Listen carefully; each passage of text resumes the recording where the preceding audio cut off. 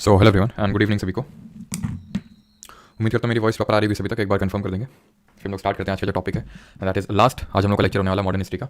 और भले ये टॉपिक क्विट इंडिया मूवमेंट ने मैंने रखा बट उसके पहले बहुत सारी चीज़ें हुई और वो सारी चीज़ें भी हम लोग देखने वाले हैं। ठीक है, कल हम लोगों ने कहाँ पे छोड़ा था सारी चीज़ों को? तो कल हम लोगों ने छोड़ा था, अगर आपको याद आ रहा हो, 1931 पे छोड़ा था ना। 1931 में हम लोगों ने देखा था कि गांधी जी को जेल हो गई थी। सिविल डिसओबीडियंस मूवमेंट जो है वो उन्होंने रीस्टार्ट कर दिया था। 1931 में जो सेकेंड राउंड टेबल कॉन्फ्रेंस हुई थी, दूसरा गोलमेज सम्मेलन हुआ था लंदन में, तीनों ही लंदन में हुए थे, बट सेकंड वाले में गांधी जी और कांग्रेस ने पार्टिसिपेट किया था और उसमें वापस आने के बाद क्योंकि उनकी डिमांड्स नहीं मानी गई थी तो गांधी जी को फिर से जेल में डाल दिया गया था। और इसी वजह से कहाँ पे यरवदा जेल, पूना में। तो यहाँ से हमें सारी चीज़ें स्टार्ट करनी है। Sit straight and deep breath, बिल्कुल। चलो तो ये बीच में आप दिलाना, अभी नहीं, अभी तो मैं सीधे बैठ स्ट्रेट भी हूँ और डीप ब्रीथ करके बैठा हूँ। चलो तो जय हिंद सभी को। रेमन, आकांक्षा, देवेश, काजल, चलो सभी को गुड इवनिंग। यरवदा जेल में आज अम्बेडकर जी से मुलाकात करवानी है, बिल्कुल। चलो मुलाकात करवाते हैं, लेकिन मुलाकात करवाने के लिए कोई रीज़न भी तो चाहिए, कारण भी तो चाहिए मुलाकात के लिए। ऐसे ही थोड़ी ना मुलाकात हो जाती है, कोई तो कारण लेके जाओगे। तो वो कारण दिया किसने? वो कारण दिया रैमसे मैकडॉनल्ड ने। उसने जो है रैमसे मैकडॉनल्ड ने जो है बर्गर खिलाया गांधी जी को नहीं, रैमसे मैकडॉनल्ड एक कम्युनल अवार्ड लेके आता है। What is this communal award? तो बस इसको ऐसे समझो, ये एक सेपरेट इलेक्टोरेट है, पृथक निर्वाचन लेके आया। किसके लिए लेके आया? ये लेके आया मुस्लिम्स के लिए, यूरोपियंस के लिए, सिख्स के लिए, इंडियन क्रिश्चियंस के लिए, but more importantly depressed classes के लिए। डिप्रेस्ड क्लासेस मतलब एक तरह से बोल सकते हैं जो दलित वर्ग है हमारे देश का, उनके लिए ये लेके आया। सबसे पहले याद करिए, फिर से मैं रिकॉल करवाना चाहूंगा, 1909 मॉर्ले मिंटो रिफॉर्म। सबसे पहले मुस्लिम्स के लिए सेपरेट इलेक्टोरेट यानी पृथक निर्वाचन आते हैं। उसके बाद 1919 में इसको एक्सटेंड किया जाता है एंग्लो इंडियन क्रिश्चियंस इनके लिए। देन ये पहली बार है। अब इसमें मुस्लिम्स को भी था, यूरोपियंस को भी था, सिक्स को भी था, इंडियन क्रिश्चियंस को भी था, जिनको पहले भी मिल चुका है। यहाँ तक कि कुछ सीट्स में मराठास को भी था। बट हमें लेना देना है डिप्रेस्ड क्लासेस से। क्यों? क्योंकि इसी की वजह से साइन होगा Poona pact between Gandhi ji and Ambedkar ji. Again क्यों? क्योंकि डिप्रेस्ड क्लासेस को जो सेपरेट इलेक्टोरेट की जो डिमांड है, ये एक्चुअल में अम्बेडकर जी ही करके आए थे। जो तीनों राउंड टेबल कॉन्फ्रेंसेस हुई थी, गोलमेज सम्मेलन, उसमें अम्बेडकर जी की डिमांड थी कि हमें ये दिया जाए, क्या? Separate electorate. क्यों? क्योंकि उनका ये कहना था कि ब्रिटिशर से you have to treat depress classes as a separate entity within Hinduism. यानी कि ये इसको आप विद इन हिंदुइज्म मत समझिए कि ये हिंदूज हैं, नहीं, हिंदू से अलग इनको समझिए। क्यों? क्योंकि इनको एक तरह से बहुत ही भेदभाव सहना पड़ता है। बट गांधी जी इसके खिलाफ थे। उनका ये मानना था कि अगर उनको हम अलग कर देंगे, हिंदू कम्युनिटी में से उनको अलग कर देंगे, तो बजाय कि वो जो हम जिसके लिए काम करना चाहते हैं कि उनको एसिमिलेट करें, सम्मिलित करें, वो एसिमिलेट ना होकर एनिलेट हो जाएंगे, अलग हो जाएंगे। और वो अम्बेडकर जी नहीं चाहते थे। तो यहाँ पे अम्बेडकर जी और गांधी जी के पॉइंट ऑफ व्यू में, सोच में डिफरेंस था। और इस बात को लेकर यहाँ पे दोनों लोग के बीच में टसल हो जाती है। कैसी? यरवदा जेल पूना में Gandhi ji fast and to death में चले जाते हैं। यरवदा जेल जो कि पूना में जहाँ गांधी जी बंद थे, वो वहाँ पे फास्ट एंड टू डेथ के लिए चले जाते हैं। मतलब कि खाना नहीं खाएंगे जब तक इसको वापस नहीं लिया जाएगा कम्युनल अवार्ड को। मैकडॉनल्ड हितैषी बन रहा था कि हम तो इंडिया के बड़े हितैषी हैं, इसलिए हम ये सब लेके आए हैं। लेकिन गांधी जी का कहना था कि इससे और डिवीजन बढ़ जाएगा और वो जो अलग हैं with in Hinduism depress classes, वो और अलग हो जाएंगे और उनके बीच में डिवीजन हो जाएगा। तो इसीलिए उन्होंने एक ऑल इंडिया अनटचेबिलिटी लीग भी फॉर्म करते हैं जब वो जेल में थे तभी। ठीक है, all India anti untouchability league वो सेटअप करते हैं। ठीक है, वो एक हरिजन करके जर्नल लाते हैं या फिर वीकली लाते हैं। हरिजन एक वीकली लेके आते हैं, यानी साप्ताहिक जिसको हम बोल सकते हैं। अब ये एक्चुअल में जो हरिजन शब्द है, हरि और जन यानी कि भगवान के लोग, ये गांधी जी ने ही टर्म को कॉइन किया था और इसके सख्त नफरत करते थे अम्बेडकर जी, क्योंकि उनका ये कहना था सिर्फ हरि के जन बोलने से सारी चीज़ें जो समस्याएं वो नहीं सुलझ जाएंगी, एक्चुअल में कुछ करना भी पड़ेगा। तो इसलिए थोड़े से इन लोग डिप्रेस क्लासेस को लेकर खासकर गांधी जी और अम्बेडकर जी के बीच में काफ़ी स्ट्राइफ थी। और गांधी जी ने हरिजन सेवक संघ भी बनाया। ठीक है, ध्यान रखनी सारी चीज़ें आपको, हरिजन सेवक संघ। तो ये ऑर्गेनाइजेशन याद रखने, तो एंटी अनटचेबिलिटी लीग और हरिजन सेवक संघ, और ये जो वीकली लेके आए हरिजन। ठीक है, यहाँ तक सभी को क्लियर होगा। अब यहाँ पे जब Gandhi ji fast unto death में जाते हैं तो अम्बेडकर जी इस बात को, और हाँ अगर ये कभी पूछ ले कि कब मतलब बनी थी, तो 1932 ऑब्वियस है, बिकॉज हम उसी टाइम पीरियड की बात करें जब गांधी जी जेल में थे। और ये जो कम्युनल अवार्ड आया 1932 में आया, 1932 में आया। ठीक है, 1932 में आता है। तब क्योंकि ये दोनों लोग के बीच में स्ट्राइफ हो गई, गांधी जी बोल रहे थे इसको वापस लो, अम्बेडकर जी सपोर्ट कर रहे थे कम्युनल अवार्ड का। तो अम्बेडकर जी को जो हमारे कुछ पॉलिटिकल लीडर्स उन्होंने समझाया कि भाई देखिए ऐसे तो फिर गांधी जी को कुछ भी हो सकता है, तो उसके लिए फिर हमें जिम्मेदार ठहराया जाएगा, तो कुछ हम मामला सुलझाते हैं। तो इसलिए अम्बेडकर जी फिर को ले गए जवाहरलाल नेहरू, उनके पिता मोतीलाल नेहरू, मदन मोहन मालवीय, सब लोग गए और मिले वहाँ पे। और एक एग्रीमेंट हुआ। क्या एग्रीमेंट हुआ? कि इस कम्युनल अवार्ड को वापस लिया जाएगा by the government. But Ambedkar ji ने ये बोला कि अगर वापस लेंगे, मतलब वापस करने के लिए बोलेंगे, तो आपको एक प्रॉमिस करना होगा, एंड दैट इज कि जो एक तरह से रिजर्व्ड सीटें हैं डिप्रेस क्लासेस के लिए, वो बढ़ानी होंगी। ठीक है, अब कितनी क्या बढ़ानी हुई, कैसे, वो सब हमें जानने की जरूरत नहीं है। बस मैंने क्लियर कट आपको ये बता दिया कि भाई यहाँ से, क्योंकि फास्ट एंड टू डेथ में गांधी जी चले गए थे, उन्होंने एक तरह से फोर्स कर दिया था ब्रिटिश गवर्नमेंट को ये वापस करने के लिए। और उन्होंने वापस क्यों लिया ब्रिटिश गवर्नमेंट ने? बिकॉज अम्बेडकर जी ने बोला ठीक है वापस ले लो। क्यों? क्योंकि वो Gandhi ji fast and to death में चले गए थे। But Gandhi ji agreed on behalf of Ambedkar की ठीक है, जो रिजर्व सीट है उनको हम एक्सटेंड करने के फेवर में है। और अब अगर आपसे पूछेगा पूना पैक्ट कब साइन हुआ? 1932। किसके बीच में साइन हुआ? अम्बेडकर जी एंड गांधी जी के बीच में।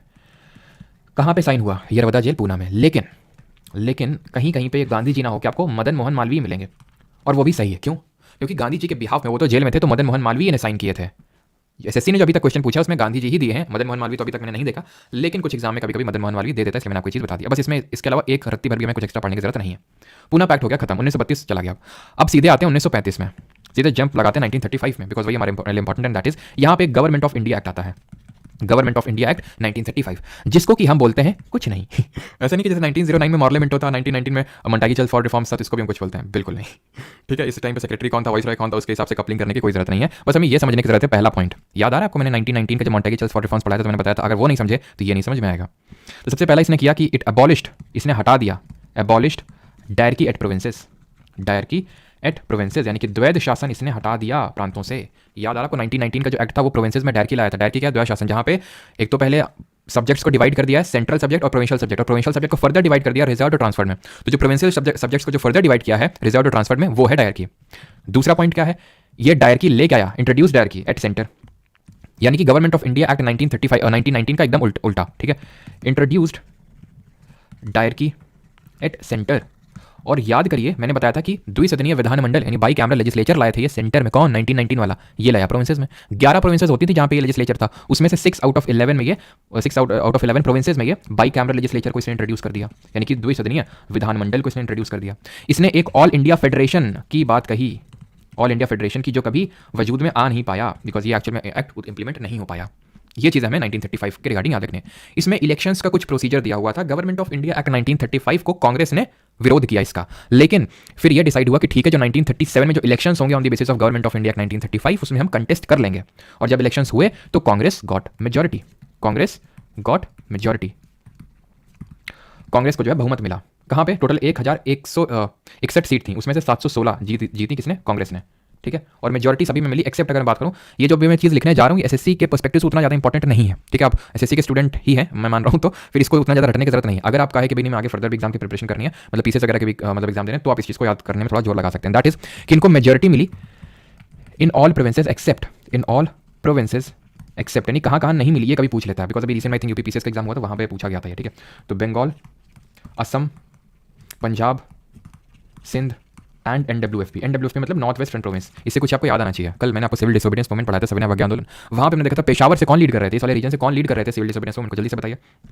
क्लियर हो गया तक? 1937 में इलेक्शंस हुए, कांग्रेस को मेजॉरिटी मिली और ऑल प्रोविंसेस एक्सेप्ट दीस। ये रटने की जरूरत नहीं है, देख लीजिए, बाकी अगर आप पीसीएस वगैरह कर रहे हैं तो रख लीजिए। और पेशावर से हमने देखा था खान अब्दुल गफ्फार खान, मैंने लिख नहीं रहा हूं, खान अब्दुल गफ्फार खान, जिनको कि हम बादशाह खान के नाम से जानते हैं, फिर फ्रंटियर गांधी या फिर हिंदी में सीमांत गांधी बोलते हैं, उनके नाम से इन्होंने खुदाई खिदमतगार करके एक ऑर्गेनाइजेशन बनाया और एक रेड शर्ट करके यानी लाल कुर्ती आंदोलन चलाया वहां पे। अब हम कुछ कांग्रेस के इंपॉर्टेंट सेशन इन बीच वर्षों में डिस्कस कर लेते हैं, कांग्रेस के जो सेशंस हुए इंपॉर्टेंट। एक तो 1936 का, 1936 का हमने पिछला वाला देखा था, 1931 कराची सेशन, जहां पे द गोल ऑफ पूर्ण स्वराज वाज रीइटरेटेड, मतलब सबसे पहले पूर्ण स्वराज का मतलब बताया गया था। 2 रेजोल्यूशन पास किए गए थे, one regarding fundamental rights and the other regarding national economic programme.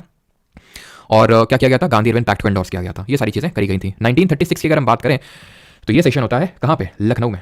ठीक है, लखनऊ में ये सेशन होता है, और ये सेशन इसलिए इंपॉर्टेंट है बिकॉज इसी सेशन के बाद हमारी ऑल इंडिया किसान सभा बनती है। ऑल इंडिया किसान सभा का गठन होता है 1936 में, 1936 में। कौन करते हैं? सहजानंद सरस्वती, जो इस पर्टिकुलर पार्टी के पहले प्रेसिडेंट भी बनते हैं। तो पूरा नाम अगर बात करूं स्वामी सहजानंद सरस्वती है, बट इन शॉर्ट में सहजानंद सरस्वती लिख रहा हूं यहाँ पे। ठीक है, सहजानंद सरस्वती ये इस पार्टी को बनाते हैं। वैसे एक और पार्टी बनी थी 1934 में, वो पार्टी बनी थी 1934 में, वो पार्टी थी Congress socialist party, CSP in short कह रहा हूं, कांग्रेस सोशलिस्ट पार्टी। और ये पार्टी 1934 में बनाई किसने थी? ये बनाई थी जो सोशलिस्ट थे, यानी कि जो ये मान रहे थे ना तो गांधीयन फिलॉसफी पे बिलीव कर रहे थे, ना तो बहुत ज्यादा जो सीपीआई की फिलॉसफी थी, यानी कि अब जो हमने देखा था कम्युनिस्ट पार्टी ऑफ इंडिया की फिलॉसफी बहुत ज्यादा बिलीव कर रहे थे। तो इन लोगों ने अपनी अलग से पार्टी बना ली। जेपी नारायण हो गया आपका, ये राम मनोहर लोहिया। ठीक है, राम मनोहर लोहिया, अपने सपा पार्टी का नाम सुना होगा, है ना, राम मनोहर लोहिया, तो वो इनको अपना वो मानते हैं ना लीडर। और आचार्य नारायण देव, मीनू मसानी, ये सब लोग जो हैं इस पार्टी को बनाते हैं, फाउंडिंग फादर्स थे इस पार्टी के। जेपी नारायण, राम मनोहर लोहिया, आचार्य नारायण देव और मीनू मसानी। तो 1934 में एक पार्टी बनी और 1936 में एक पार्टी बनी, 36 वाली ऑल इंडिया किसान सभा, और वो कब? लखनऊ सेशन के बाद। 1937 में एक सेशन होता है 1937 में, और वो कहाँ पे होता है? फैजपुर में। और आप बताएंगे कि फैजपुर वाला सेशन क्यों इंपॉर्टेंट है? कुछ बताया था मैंने जब आपको सारे कांग्रेस के सेशन पढ़ाए थे, जब हम लोगों ने इंडियन नेशनल कांग्रेस देखा था, तो हमने ये देखा था it was the first session to be held in a village. ठीक है, first session to be held in a village, गांव में होने वाला पहला सेशन था ये हमारा 1937 का। आगे बढ़े, अब 1938 के सेशन को डिस्कस करते हैं 1938 में। ये सेशन होता है हरिपुरा में। ठीक है, हरिपुरा में ये सेशन होता है, और इसके प्रेसिडेंट थे सुभाष चंद्र बोस जी। ठीक है, चुनाव होते थे प्रेसिडेंटशिप के लिए, बोस जी जीत गए, बन गए। ये थोड़े से रैडिकल थे, रैडिकल इन नेचर की, मतलब एग्रेसिव थे कि तुरंत एक्शन लेने पे बिलीव करते थे, है ना। ऐसा नहीं कि जैसे गांधी जी किस पे बिलीव करते थे, टेम्पो बिल्ड करने पे, टेम्पो टेम्पो वाला नहीं, कानपुर वाला टेम्पो नहीं, ठीक है, वो वाला टेम्पो नहीं, ये सब बैठ जाता है। टेम्पो का मतलब एक मोमेंटम बिल्ड करने में कि एकदम से लॉन्च कर देंगे तो ब्रिटिशर्स उसको सप्रेस कर देंगे, गांधी जी का मानना था। उसके लिए पहले टेम्पो बिल्ड करना पड़ेगा, लोगों के बीच में जा जाकर थोड़ा सा उनके बीच में प्रचार करना पड़ेगा, तब धीरे धीरे धीरे धीरे धीरे वो बिल्ड होगा टेम्पो। अभी हम देखेंगे किस तरह से गांधी जी ने क्विट इंडिया मूवमेंट, भारत छोड़ो आंदोलन का टेम्पो बिल्ड किया। तो इसलिए बोस जी और गांधी जी में यहाँ पे डिफरेंस ऑफ ओपिनियन थे, और बहुत ज़्यादा अभी देखेंगे, बहुत ज़्यादा ही डिफरेंस ऑफ ओपिनियन बढ़ जाता है अगले सेशन में। But before that Bose ji का ये मानना था कि भाई तुरंत एक्शन ले, तुरंत, क्योंकि ध्यान दीजिए 1939 में, 1939 में अभी वर्ल्ड वॉर 2 स्टार्ट हो जाएगा, दूसरा विश्व युद्ध between axis power and allied powers. अभी देखेंगे अलाइड की साइड कौन है और एक्सिस की साइड कौन है। तो ये थे कि भाई तुरंत उसका फायदा उठाओ और इनके अगेंस्ट एग्रेशन करो और इंडिया को आज़ादी दिलाओ और इंडिया को एक इकोनॉमिक पाथ पे लेके चलो, इकोनॉमिक पाथ पे लेके चलो। से अब यहाँ पे मैं आपको पार्टी बताना चाहूँगा बोस जी की, बिकॉज ये इकोनॉमिक प्लानिंग में बहुत बिलीव करते थे कि इंडिया को अगर एकदम से फिर से वो सोने की चिड़िया बनाना है तो हमें इकोनॉमिक प्लानिंग करनी पड़ेगी। और he formed national planning committee, national planning committee बनाते हैं ये कब, तो नेशनल प्लानिंग कमेटी बनती है 1938, 1938 में। और इसके जो पहले चेयरमैन थे, first chairman was Jawaharlal Nehru, ठीक है, नेहरू जी हमारे इसके पहले चेयरमैन थे, पहले अध्यक्ष थे नेशनल प्लानिंग कमेटी के, राष्ट्रीय योजना समिति हम बोल सकते हैं इसको हिंदी में। बनाई बोस जी ने थी हरिपुरी सेशन के बाद, और जवाहरलाल नेहरू उसके पहले चेयरमैन, फिर पहले प्रेसिडेंट थे। अब होता है 1939 में सेशन, गांधी जी को पता था बोस जी फिर चुनाव लड़ेंगे, और बात तो सही थी। तो गांधी जी ने इस बार अपना रिप्रेजेंटेटिव खड़ा किया बोस जी के खिलाफ, पट्टाभी सीतारमैया को, पट्टाभी सीतारमैया, ठीक है, रमैया, इनको खड़ा किया किसके खिलाफ, बोस जी के खिलाफ, सुभाष चंद्र बोस। और बोस जी जीत गए, क्योंकि जो कांग्रेस जो प्रोविंशियल कमिटीज थी उनका सपोर्ट बोस जी की तरफ था, ये जीत गए। और जब जीत गए तो गांधी जी के स्टेटमेंट था कि ये पट्टाभी सीतारमैया की डिफीट नहीं, ये मेरी डिफीट है, ये मेरी हार है। गांधी जी ने मतलब कोई बहुत विरोध नहीं किया कि नहीं बनने चाहिए, उन्होंने पूरी तरह से एक्सेप्ट किया कि ठीक है सुभाष चंद्र बोस अब प्रेसिडेंट हो गए 1939 में। लेकिन इनके कुछ ऐसे ओपिनियन थे, कुछ ऐसे विचार थे, कुछ इनके ऐसे शब्द थे जिसको लेकर अंदर ही अंदर जिन्होंने इनको सपोर्ट किया था वो भी इनको अपोज करने लगे बोस जी को।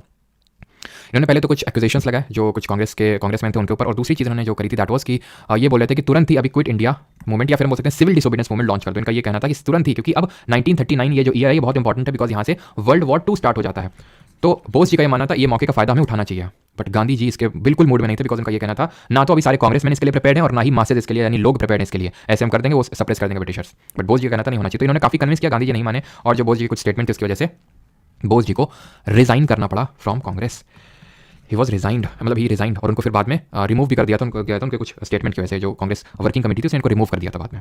तो रिजाइन करने के बाद इन्होंने उन्नाव में all India forward block party बनाई, all India forward block, and वो within the Congress party बनाई, मतलब कि ऐसा कोई अलग से नहीं, जैसे स्वराज पार्टी हमने देखी थी 1923 में, that worked with in the Congress, वैसे ऑल इंडिया फॉरवर्ड ब्लॉक भी जो 1939 में गांधी जी ने बनाई, बोस जी ने बनाई 1939 में, that worked with in the Congress. तो किसके बाद ये जो त्रिपुरी सेशन हुआ, ये एक्चुअली में 1939 का जो सेशन होना था वो त्रिपुरी में होना था। त्रिपुरी जबलपुर मध्य प्रदेश में पड़ता है, ठीक है, जबलपुर एमपी में, जबलपुर एमपी। और हरिपुरा की बात करें गुजरात में पड़ता है, ठीक है, हरिपुरा गुजरात में पड़ता है। ये क्लियर है यहाँ तक सभी को, 1939 तक किसी कोई डाउट तो नहीं है। हम लोगों ने देख लिया माकुर उन्नाव में इन्होंने पार्टी बनाई all India forward block party, किसी कोई डाउट होगा तो यहाँ तक बता देगा। देन हम लोग आगे बढ़ते हैं, दैट इज अब 1939 चालू हो गया था, तो मैं थोड़ा सा वर्ल्ड वॉर 2 के बारे में एक्सप्लेन कर देता हूँ। 1939 वर्ल्ड वॉर 2 बिगिंस, और ये किसके बीच में होता है, एक साइड थी एलाइड पावर्स, ठीक है, एलाइड पावर्स, और एक तरफ एक्सिस पावर्स। एलाइड में अगर बात करूँ तो ब्रिटेन हो गया, ठीक है, ब्रिटेन यानी यूके, यूएसए हो गया, यूएसएसआर यानी जो पहले अब रशिया है, ठीक है, तो ये सब एक साइड में थे।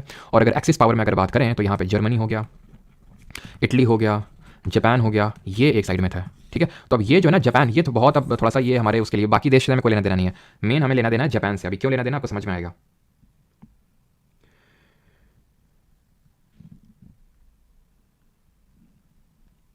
फैजपुर कहाँ है, फैजपुर महाराष्ट्र में पड़ता है, आनंद साहिल है ना, रजनी कुमारी, फैजपुर महाराष्ट्र में, ठीक है, क्लियर है तक, ओके ठीक। चलिए आगे बढ़ते हैं फिर। तो 1939 में ये हो गया। अब ध्यान से सुनिए, अब इनको अगर वॉर जीतना है, ठीक है, तो ये साइड भी वीक नहीं थी।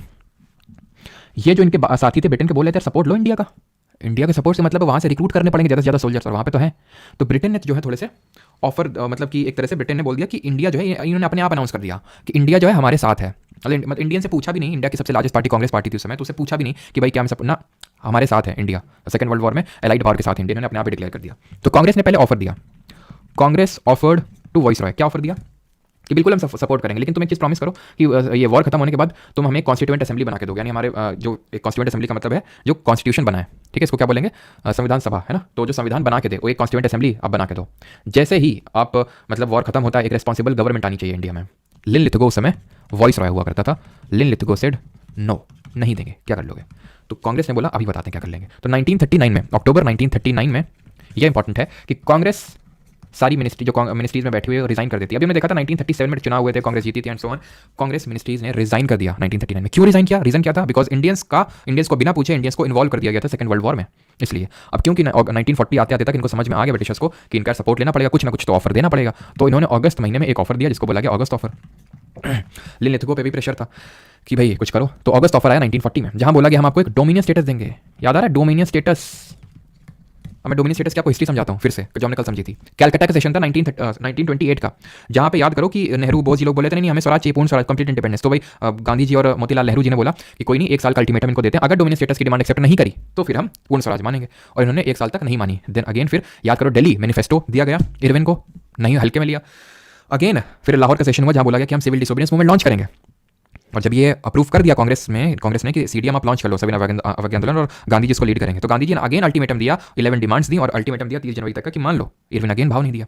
उसके बाद फिर हमने देखा था किस तरह से सीडीएम लॉन्च हुआ था, और फिर 1931 में हमारा गोल हो गया था पूर्ण स्वराज, सॉरी 1929 में ही हमारा गोल हो गया था पूर्ण स्वराज, और फिर पूर्ण स्वराज का मतलब बताया गया था कराची सेशन में। तो अब हमारा डोमिनियन स्टेटस, ये डिमांड नहीं थी कि हमें डोमिनियन स्टेटस चाहिए। डोमिनियन स्टेटस का मतलब क्या है कि एक हम बोल सकते हैं स्वतंत्र उपनिवेश, और मैंने इसका मतलब को समझाया था, ठीक है। अब हमारा ये गोल नहीं था कांग्रेस का, क्या गोल था? पूर्ण स्वराज। तो ये पहले ही मतलब एक तरह से रिजेक्टेड चीज थी। इसमें बोला गया था कि जो वॉइस रॉय की काउंसिल है उसको एक्सपैंड करेंगे। ये चीजें आपको याद नहीं करनी, मैं बता दूं, ठीक है, याद नहीं करनी। डोमिनियन स्टेटस वाला भले थोड़ा सा देख सकते हो, लेकिन वॉइस रॉय की एग्जीक्यूटिव काउंसिल सब कुछ नहीं याद करना है। बस अगस्त ऑफर आया था 1940 में, ये रट्टा मारना है, बात खत्म, ठीक है। तो ये सारी चीजें अगस्त ऑफर ने बोली थी। इसके रेस्पॉन्स में गांधी जी ने व्यक्तिगत सत्याग्रह चलाया, इंडिविजुअल सत्याग्रह चलाया, यानी कि एक लोगों को नॉमिनेट किया और उनको बोला कि तुम सत्याग्रह दो। सत्याग्रह मैंने आपको पहले बताया सत्याग्रह किस तरह से दिया जाता है, और सत्याग्रही कौन होता है। गांधी जी के अगर हम आई से देखें तो सत्याग्रही कौन होता है? जो नॉन वायलेंस को अपनी कोर फिलॉसफी मानता है, सत्य का पाथ नहीं छोड़ता, ये सारी चीजें। तो इंडिविजुअल सत्याग्रही पहला इन्होंने नॉमिनेट किया, तो फर्स्ट इंडिविजुअल सत्याग्रही वाज आचार्य विनोबा भावे। आचार्य विनोबा भावे जो बाद में पोस्ट इंडिपेंडेंस भूदान आंदोलन से भी जुड़े हुए थे, लेकिन वो बात की बात है। तो विनोबा भावे पहले इंडिविजुअल सत्याग्रही चुने गए थे। गांधी जी का ये कहना था कि इंडिविजुअल सत्याग्रही सब लोगों के बीच में जाएगा, तो सत्याग्रह करेगा और सब लोगों के बीच में जाएगा और एक तरह से टेम्पो बिल्ड करेगा। तो टेम्पो वाली जो चीज़ है वो अब यहाँ से स्टार्ट होती है बिल्ड करना। और ये बोला था कि अगर इसकी अरेस्ट नहीं होगी इंडिविजुअल सत्याग्रही की, तो वो दिल्ली चलो एक कैंपेन लॉन्च करेगा और दिल्ली की तरफ मार्च करेगा, ठीक है, ये बोला गया। तो फिर जो इनकी अरेस्ट के बाद दूसरे इंडिविजुअल सत्याग्रही जो गांधी जी ने चुने थे वो थे जवाहरलाल नेहरू। तो ये चीज़ आपको ध्यान रखनी है कि अगस्त ऑफर के रिस्पॉन्स में इंडिविजुअल सत्याग्रह, व्यक्तिगत सत्याग्रह लॉन्च हुआ होता है। पहले थे विनोबा भावे और दूसरे थे जवाहरलाल नेहरू। बात खत्म यहीं पे, ठीक। अब 1942 में ये लोग और इनकी तरफ प्रेशर बढ़ता है, किस पे? जो ब्रिटेन वाले थे। क्यों? क्योंकि अभी इनको जो है थोड़ा डर लगने लगा था कि अब धीरे धीरे कहीं जापान जो है, क्योंकि वो साउथ ईस्ट में जो उसकी ब्रिटेन वगैरह की कॉलोनीज थी उनको कैप्चर कर लिया था उसने, अंडमान निकोबार, और धीरे धीरे अब यहीं उसका नंबर था जापान का, क्योंकि जापान ब्रिटेन के अगेंस्ट था, तो और इंडिया के पास में था जापान। तो 1942 में 1942 में ये क्रिप्स मिशन भेजते हैं भारत में। क्रिप्स मिशन मतलब एक वहाँ से ब्रिटेन से मिशन भेजते हैं, क्रिप्स मिशन, जिसमें कि चेयरमैन स्टैफोर्ड क्रिप्स था 1942 में। ये जो स्टैफोर्ड क्रिप्स के द्वारा जो लीड किया वो मिशन था, इसमें भी वही सेम चीज़ें थी कि हम डोमिनियन स्टेटस देंगे, ठीक है, डोमिनियन स्टेटस देंगे, और जो एक तरह से, ठीक है, मतलब जो प्रोविंसेस होंगी उनके पास राइट टू सेसेशन होगा, यानी कि दे हैव राइट टू सेसीड, यानी कि अगर मान लो कि कोई ये प्रोविंस है, ठीक है, और या फिर हाँ प्रोविंस है और इसको मतलब ये है कि हम इंडिया में नहीं रहना है, ठीक है, यूनियन में, तो अपना अलग से एग्रीमेंट साइन कर सकता है, एग्रीमेंट ब्रिटेन के साथ। तो ये तो बिल्कुल ही मंजूर नहीं था कांग्रेस वालों को। एक सब क्या, पहले तो dominion status was dead as door nail, यानी कि खत्म चीज़ थी एकदम। वो तो 1929 में हमारा गोल पूर्ण स्वराज हो चुका, डोमिनियन स्टेटस ने तभी छोड़ दिया था। और ऊपर से ये सब क्या कि मतलब अपने आप अलग से तुम्हारे साथ एग्रीमेंट कर सकते हैं, ये नेशनल यूनिटी के खिलाफ है। इसलिए अब जो है कांग्रेस कहती है बस बहुत हुआ, तुम ये अलग अलग नए ऑफर ला रहे हो और जो हमारी एक्चुअल डिमांड है वो मान ही नहीं रहे हो तुम। तो अब होता है वर्धा में एक सेशन, जुलाई 1942 में कांग्रेस वर्किंग कमेटी मिलती है कहाँ पे? वर्धा में, ठीक है, वर्धा पड़ता है महाराष्ट्र में, तो वहाँ पे ये मिलती है और वहाँ पे एक रेजोल्यूशन अडॉप्ट करते हैं, क्विट इंडिया रेजोल्यूशन, यानी कि अब जो है भारत छोड़ो कैंपेन का शुरुआत होगा। और इस क्विट इंडिया रेजोल्यूशन को रैटिफाई किया गया। कांग्रेस की एक मीटिंग हुई गोवालिका टैंक में, यहाँ पे मैं इस तरह से लिखता हूँ, रैटिफाइड एट कहाँ पे? गोवालिका टैंक जगह पड़ती है बॉम्बे में, वहाँ पे इसको रैटिफाई किया गया। तो ये जगह का नाम याद रखिए, गोवालिका टैंक बॉम्बे, इंपॉर्टेंट है, ठीक है। तो यहां से इसको रैटिफाई किया गया और अब लॉन्च होगा क्विट इंडिया मूवमेंट, भारत छोड़ो आंदोलन 1942 में। सवाल ये बनता है कि जो भारत छोड़ो आंदोलन है, क्विट इंडिया मूवमेंट, किसके रिस्पांस में स्टार्ट हुआ? तो क्रिप्स मिशन के रिस्पांस में स्टार्ट हुआ।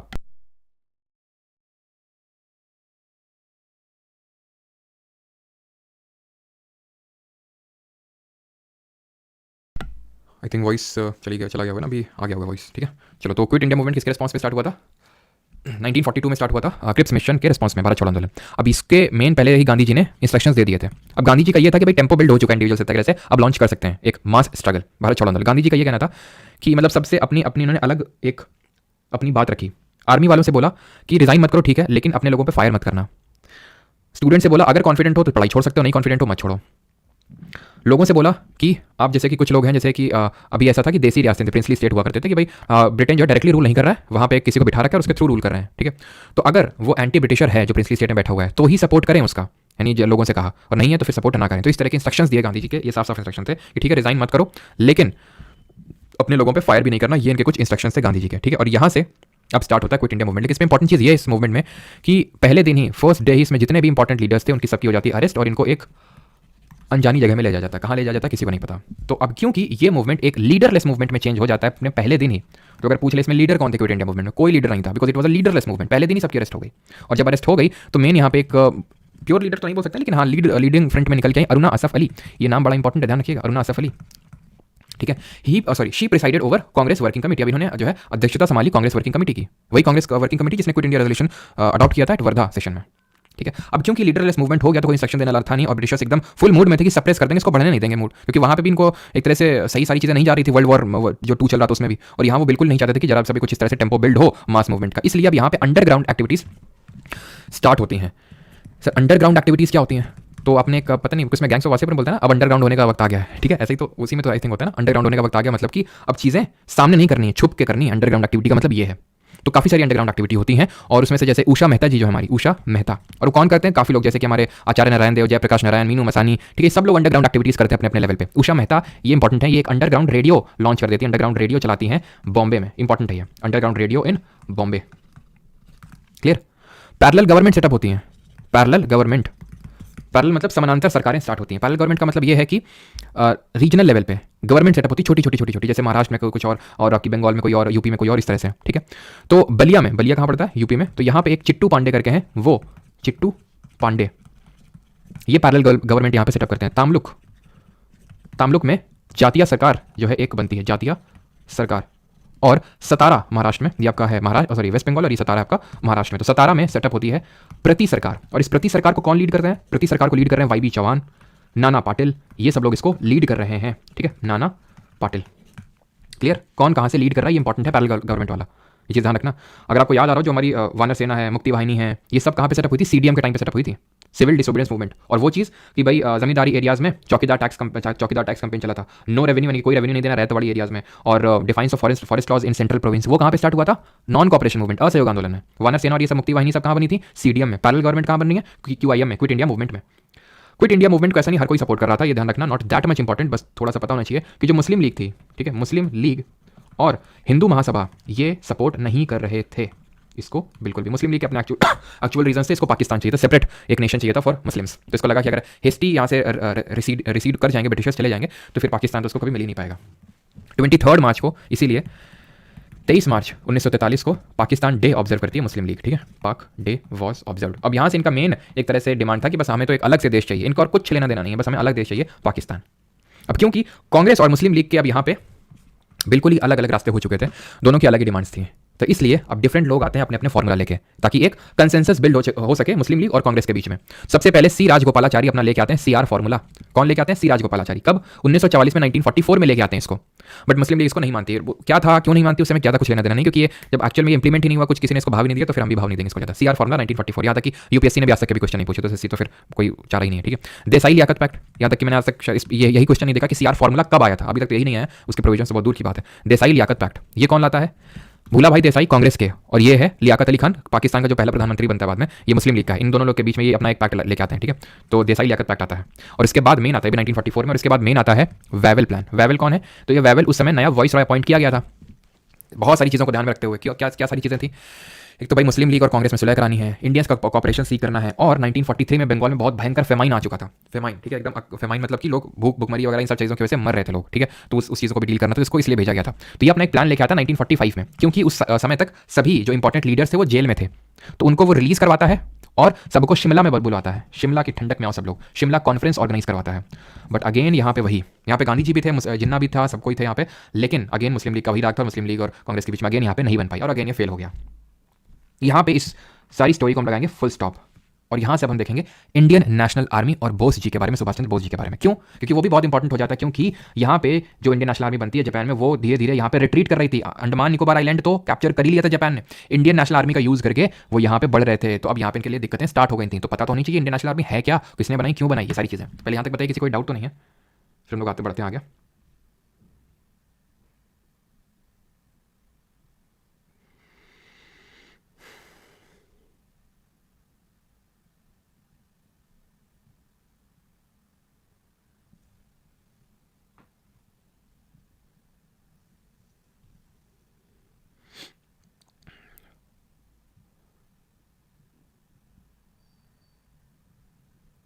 कमेंट्स क्यों नहीं आ रहे भाई, क्या दिक्कत है?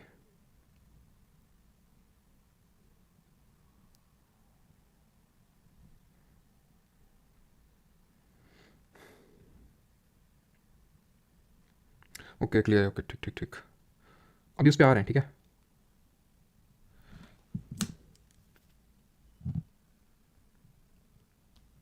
गुड इंडिया वॉइस, बताओ बताओ, ठीक है। अभी एक्चुअली में कमेंट आ नहीं रहे थे आप लोगों के, अभी ठीक है आ रहे हैं। डिप्रेस्ड क्लासेस को समझे का क्या स्टैंडर्ड है, मतलब समझे का क्या स्टैंडर्ड है? आज़ाद हिंद फौज क्या, तभी आ रहे हैं उसी पे, Indian national army Azad Hind फौज पे आ रहे हैं, ठीक है। कमेंट भी शिमला में चलेगा। चलो सर आज़ाद करवाएंगे, बस करवा रहे हैं, बस 5 मिनट और रुक जाओ, अभी आज़ाद करवाते हैं तुमको, ठीक है। इसीलिए हमने अगले साल पे नहीं छोड़ा, सोचा कि इसी साल तुमको आज़ाद करवा दें। अगले साल से फिर संविधान विधान बनाएंगे और पॉलिटी देखेंगे, है कि नहीं। तो इसी साल तुमको आज़ाद करवाने का निर्णय लिया, और इसी क्लास में बस 10 मिनट रुको, अभी आज़ाद करवाते हैं तुमको, ठीक। चलो तो यहाँ पे हो गया, फुल स्टॉप लगा दिया हमने। अब आते हैं इंडियन नेशनल आर्मी पे, ठीक है। Indian national army and Subhash Chandra Bose. ये इंडिया है, यहाँ पे जापान है। अब जो जापान है इतना भी पास में नहीं है, लेकिन यहाँ पे चलो मैं यहीं पे मैं ड्रॉ कर देता हूँ, ठीक है, ताकि आपको समझने में आसानी हो, ठीक है। यहाँ पे आपका जापान है। अब जो जापान है ये हमें पता है एक्सिस पावर की तरफ है, ब्रिटेन के खिलाफ है, ब्रिटेन यहाँ पे रूल कर रहा है, जापान इनके खिलाफ है। जापान इनके यहाँ पे इनकी जो कुछ कॉलोनीज थी ब्रिटेन की, यहाँ पे उसको कॉन्कर कर लिया था।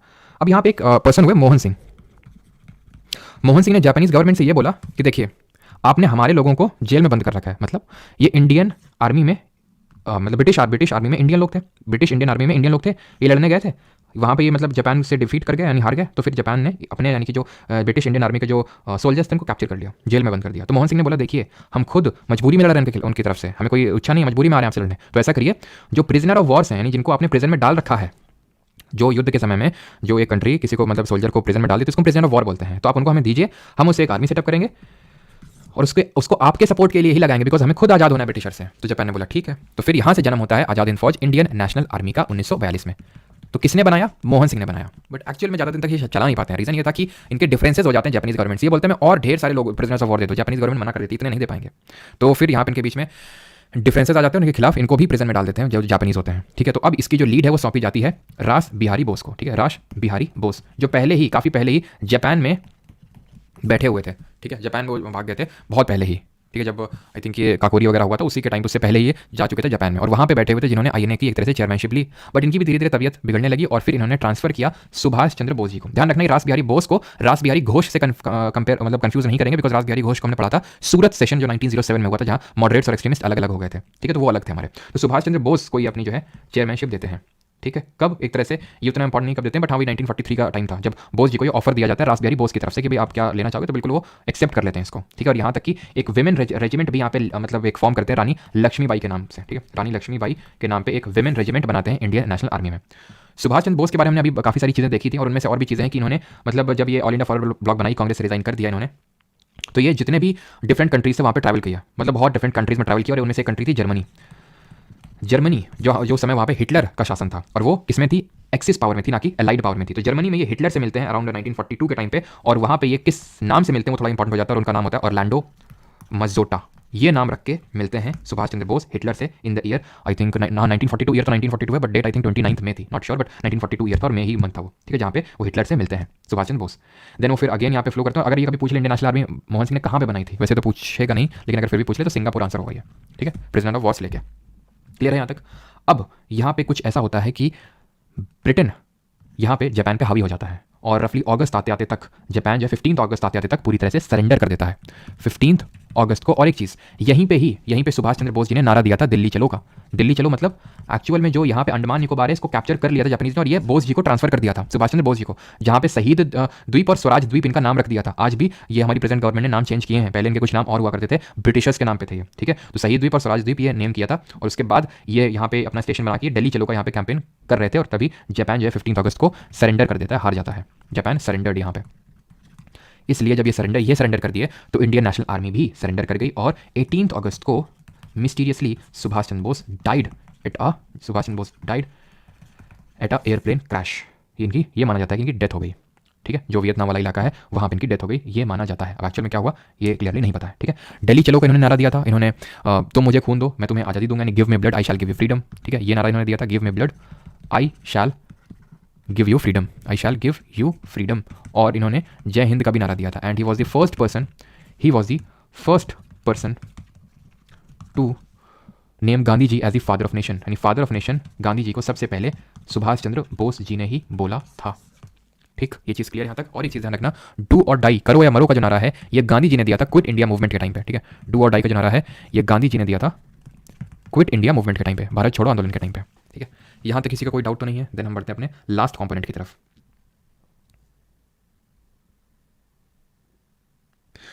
हाँ सर, हाँ ये बोस जी का ही है।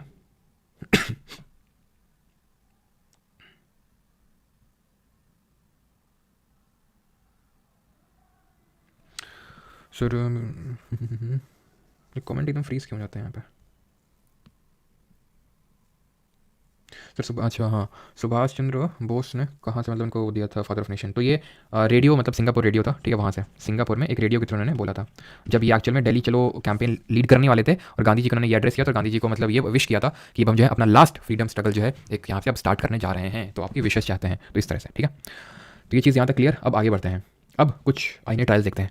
जब इन लोगों को अरेस्ट कर लिया गया, जो इंडियन नेशनल आर्मी के सोल्जर्स थे उनको अरेस्ट कर लिया गया, और जब उनको अरेस्ट कर लिया गया तो उनके खिलाफ ट्रायल्स चलाए गए। और सबसे पहले ट्रायल्स हुए आईएनए ट्रायल्स, इनको बोलते हैं INA trials, Indian national army के ट्रायल। और ये सबसे जो पहला ट्रायल चलाया गया, सबसे जो पहला ट्रायल चलाया गया वो चलाया गया नवंबर 1945 में। मतलब एग्जैक्ट मंथ याद करने की जरूरत नहीं है, बस 1945 याद रखना।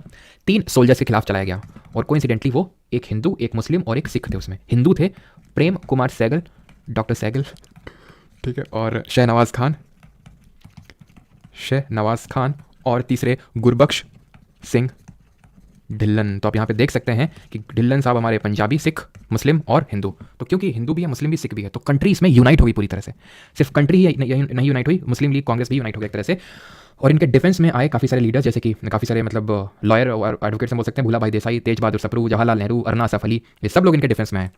और जब इन्होंने देखा कि पूरी कंट्री यूनाइट हो गई है तो इन्होंने एक तरह से इनको रिलीज कर दिया।